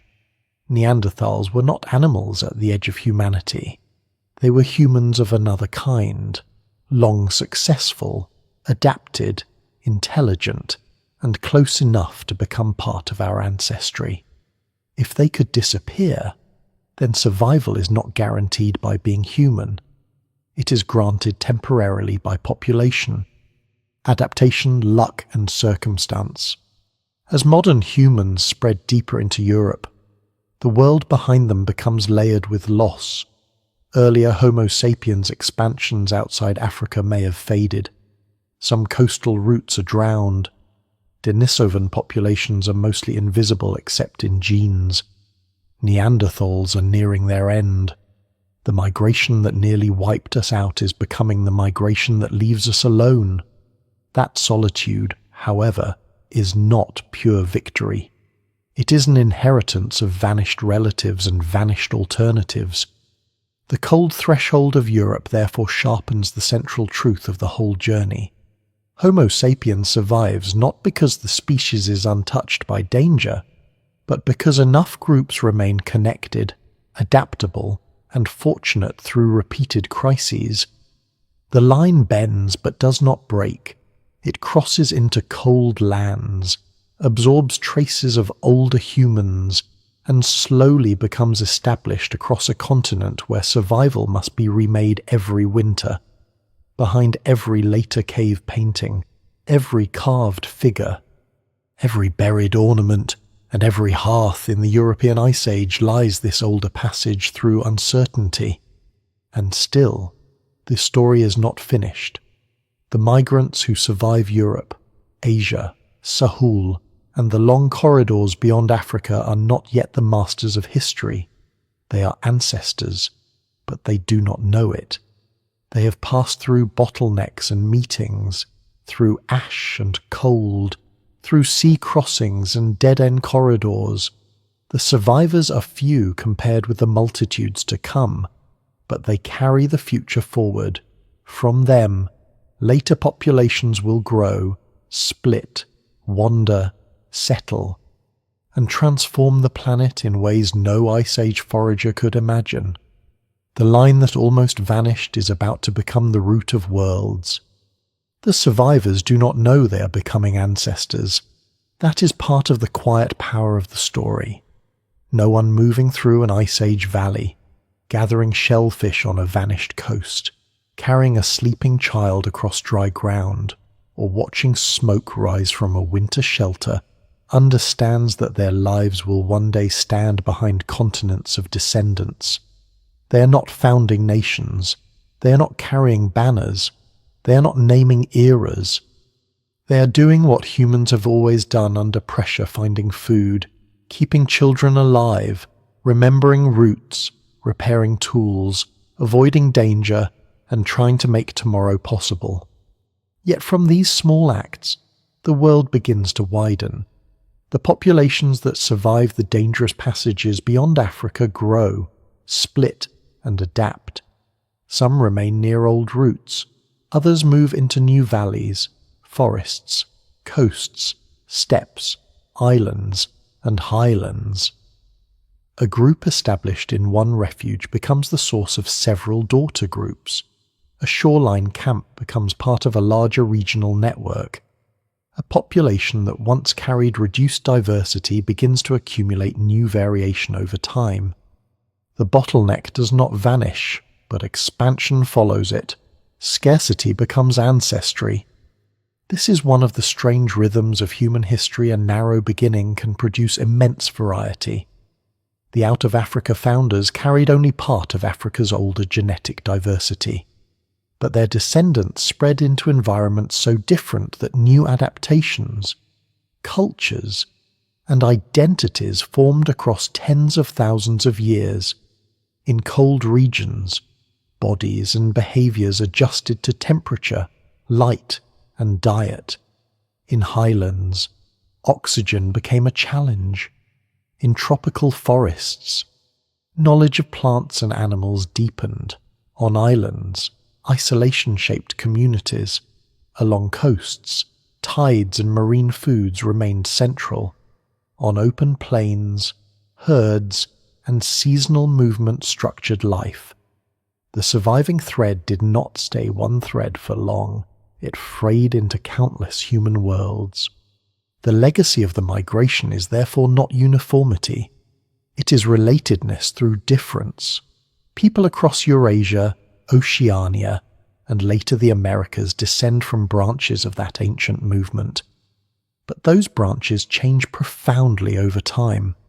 Languages emerge and vanish. Tool traditions shift. Social systems develop in local ways. Myths, rituals, ornaments, and ways of reading the land become tied to particular places. The migrants' descendants do not remain eternal wanderers. They make homelands everywhere they endure. And still, the old narrowness remains inside the story. Outside Africa, genetic diversity carries the signature of founder effects and bottlenecks. Neanderthal and Denisovan fragments remain as reminders of meetings with lost relatives. Some inherited variants help in certain environments, others fade under selection. Later migrations mix populations again and again, complicating every simple map. The evidence remains incomplete, but the broad shape is unmistakable. The ancestors who survived were filtered through small numbers, then multiplied across the planet. The phrase "the survivors become ancestors" sounds calm, almost inevitable, but it hides a deeper truth. Every ancestor is also a survivor of alternatives that ended. For one lineage to continue, many others do not. This does not mean history is a contest with moral winners. It means reproduction is unforgiving. A skilled group can vanish. A lucky group can expand. A small community may leave descendants not because it was superior in every way, but because it stood in the right corridor when rain returned, found the right coast when inland food failed, maintained the right alliances when isolation threatened, or survived a disaster that erased its neighbors. As these populations grow, the danger of immediate extinction lessens in some regions, but new challenges emerge. Larger networks can preserve knowledge better, yet they can also spread conflict and disease. Expanding groups encounter new climates and other human communities. They develop regional identities that may cooperate or compete. This same flexibility that once helped small bands survive will eventually allow humans to transform landscapes at increasing scales. Fire use, hunting pressure, mobility, and later technologies begin shaping ecosystems more visibly. The story of survival slowly becomes a story of influence. In Sahul, descendants of the first settlers build profound relationships with land and sea over tens of thousands of years, maintaining cultural continuities among the oldest on Earth. In Europe, later Ice Age peoples create ornaments, carved figures, painted caves, and complex hunting worlds under harsh climates. Across Asia, populations adapt to deserts, forests, mountains, rivers, and coasts, leaving traces still unevenly understood. In Africa, where the deepest human diversity remains, populations continue their own dynamic histories, interacting, moving, innovating, and contributing to later movements in ways that must not be overshadowed by the outward migration. Humanity is never one story in one direction. A lesser-known legacy of the ancient bottlenecks is that they shaped not only ancestry, but the later possibilities of adaptation. When a small group carries only some variants, natural selection in new environments works with that limited starting material, plus new mutations and occasional admixture. This can make the genetic history of a region partly the result of ancient chance, A variant present in the founders can become important later. A variant absent from them cannot help their descendants unless it arises again or enters through mixture. The deep past sets the menu from which later evolution chooses. This is why archaic admixture matters so much. Neanderthals and Denisovans had lived outside Africa for long periods before Homo sapiens arrived. They carried adaptations shaped by those environments. When modern humans interbred with them, some of that older experience entered the expanding population. It was not wisdom in the cultural sense, but biological inheritance. The vanished helped the survivors survive. The last human species became partly a vessel for the adaptations of the species it outlasted. This is not a simple replacement story. It is a story of absorption, loss, and continuation in fragments. Over time, the descendants of the migration become numerous enough that the old near-failure disappears from ordinary awareness. A thriving population does not feel like the outcome of a bottleneck. People live in their present. They know their local ancestors, local landscapes, local histories. The narrow gate behind them is invisible. Only much later, when fossils, stones, climate records, and DNA are studied together, does the shape appear. The abundance of humanity rests on a foundation of scarcity. There is humility in that. Modern people often imagine ancestry as a chain of success, but deep ancestry is also a chain of accidents survived. Every living person descends from people who avoided ending the line, generation after generation, through plague, hunger, childbirth, violence, cold, heat, migration, and chance. The ancient out-of-Africa bottleneck is simply one of the most dramatic early examples. It reminds us that existence itself is not guaranteed by intelligence. It is a negotiated outcome. The survivors' descendants also carry forward the old human habit of movement. After the first great expansion, later migrations continue into northern Eurasia, across island chains, eventually into the Americas, across deserts and highlands, along rivers and coasts, back into regions already inhabited, mixing and remaking ancestry again. The first narrow migration becomes the foundation for countless later ones. Human history is not a settled tree after one dispersal. It remains a moving forest. But the psychological world of those first survivors remains mostly unreachable. We can infer technologies, routes, diets, and genes, but not the inner weight of what they experienced. Did they carry memories of Africa as a distant ancestral land after enough generations had passed? Did they know stories of a time of ash or darkness? Did they see Neanderthals or Denisovans as people, spirits, enemies, kin, or simply strangers? Did early coastal travellers understand that the sea could lead to new worlds, or did each crossing feel like an exception forced by need? The evidence cannot answer. What survives in the record suggests possibilities, not voices. Still, their legacy is everywhere. It is in the spread of Homo sapiens across the planet. It is in the reduced genetic diversity outside Africa. It is in the small percentages of archaic ancestry carried by living people. It is in the archaeological traces of camps, tools, pigments, shell middens, and hearths. It is in the fact that one human species remains when once there were several. It is in the strange loneliness of modern humanity alone, but not purely alone, because pieces of the others remain inside us.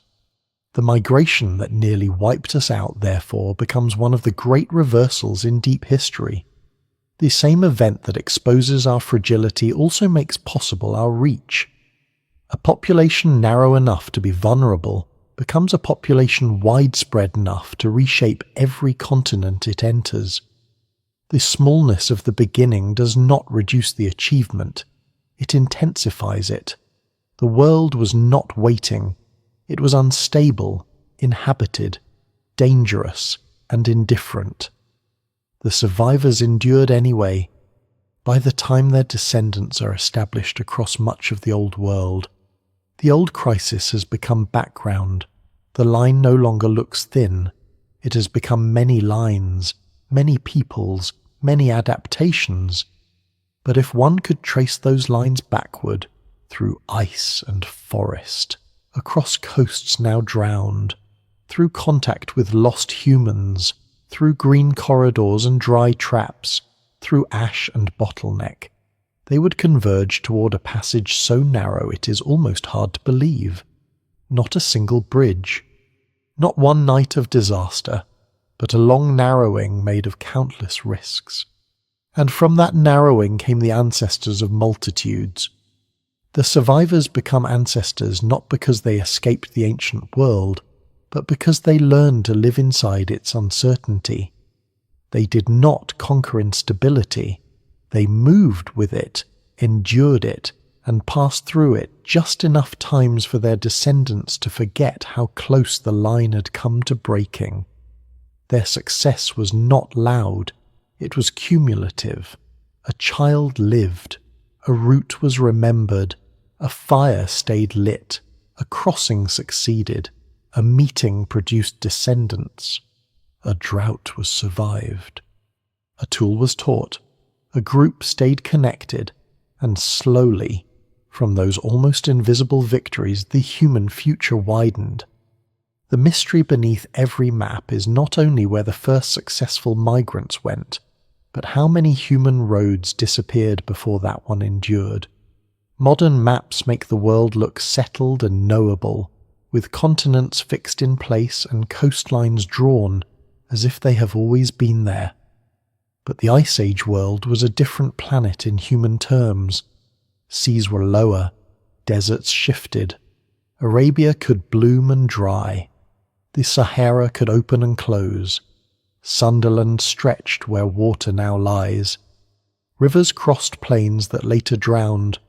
The maps that mattered to the migrants were not maps of borders, but maps of water, food, danger, memory, and season. This is why the ancient migration still resists a single clean explanation. There was no one road, no one crisis, no one heroic band that can carry the whole story. The evidence points instead to a long and dangerous process, repeated movements out of Africa, some successful only briefly, some leaving no descendants, some absorbed into later populations, and one great dispersal whose descendants spread across much of the world. Scholars still debate the timing, the routes, the scale of the bottlenecks, the importance of the coast, and the exact effects of Toba. The evidence remains incomplete, and in many places it may always remain incomplete, because the land itself has changed too much. The drowned coasts are among the greatest missing pages. If early humans moved along shorelines, then the most important camps may lie beneath modern seas, a shell heap, a hearth, a landing place, a trail between a freshwater spring and a tidal flat, all of it may be gone from sight. Inland archaeology gives us fragments, but perhaps not the heart of the journey. The sea that may have helped save the migrants also erased their footprints. Genetics gives another kind of map, but it too is partial. It shows bottlenecks, founder effects, Neanderthal ancestry, Denisovan ancestry, ghost lineages, and the deep diversity that remains strongest within Africa. Yet DNA cannot tell us what the first travellers felt when a route failed, when a child died, when strangers appeared near a spring, or when a storm cut off the shore behind them. It reveals the shape of survival, not the experience of it. What survives in the record suggests a story both grand and intimate, a species expanding across the world while repeatedly passing through moments when everything could have ended differently. The greatest mystery, then, is not whether humans were capable. They clearly were. The mystery is how often capability nearly was not enough. How many groups crossed into Arabia during green windows and vanished when the lakes dried? How many followed coasts now drowned? How many met Neanderthals or Denisovans and left no lasting line? How many early Homo sapiens populations reached new lands, lived there for thousands of years, and still disappeared from ancestry? The silence around these questions is not empty. It is crowded with lost human futures. And yet one line continued, not untouched, not pure, not inevitable, but real. It carried African origins, archaic encounters, coastal knowledge, fire, tools, memory, and the fragile strength of social life. It passed through narrow gates and widened into continents of descendants. Every later city, language, voyage, monument, song, and story outside Africa rests partly on that passage through danger. The ancient migration nearly wiped us out because survival was never guaranteed. It was assembled from timing, luck, skill, climate, cooperation, and endurance. The people at the center of it did not know they were making history. They were simply trying not to disappear. And because they did not disappear, the world became human in a way no earlier age had been. Long after the ash settled, long after the green corridors dried, long after the first coastal camps slipped beneath rising seas, the human line kept moving. It moved into cold valleys, red deserts, tropical forests, island shores, mountain air, and open plains beneath enormous skies. It carried memories that eventually faded, tools that broke and were remade, names that vanished, and genes that still remain. The mystery is not solved completely, and perhaps it should not feel completely solved. Too much has been lost to water, weather, time, and silence. But enough remains to show the shape of something extraordinary. We are not the children of an easy rise. We are the descendants of narrow passages. Somewhere in the deep past, a small group found water when it needed water. Somewhere, a fire did not go out. Somewhere, a crossing succeeded. Somewhere, strangers became kin. Somewhere, a child survived a season that could have ended the line. These moments were not written down. They were not carved into monuments. They left no victory songs that we can hear, but they mattered more than most monuments ever would.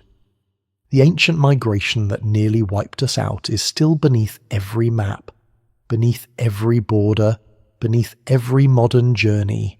It is there whenever the sea covers an old coast, whenever a desert hides a vanished lake, whenever DNA carries a fragment from a humankind no longer alive. It is there in the quiet fact that humanity was once small enough for chance to matter terribly, and yet persistent enough to endure.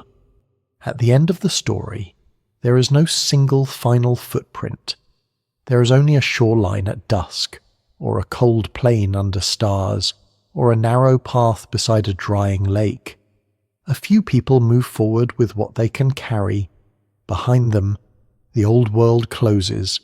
Ahead of them, the future waits without promise. They walk anyway.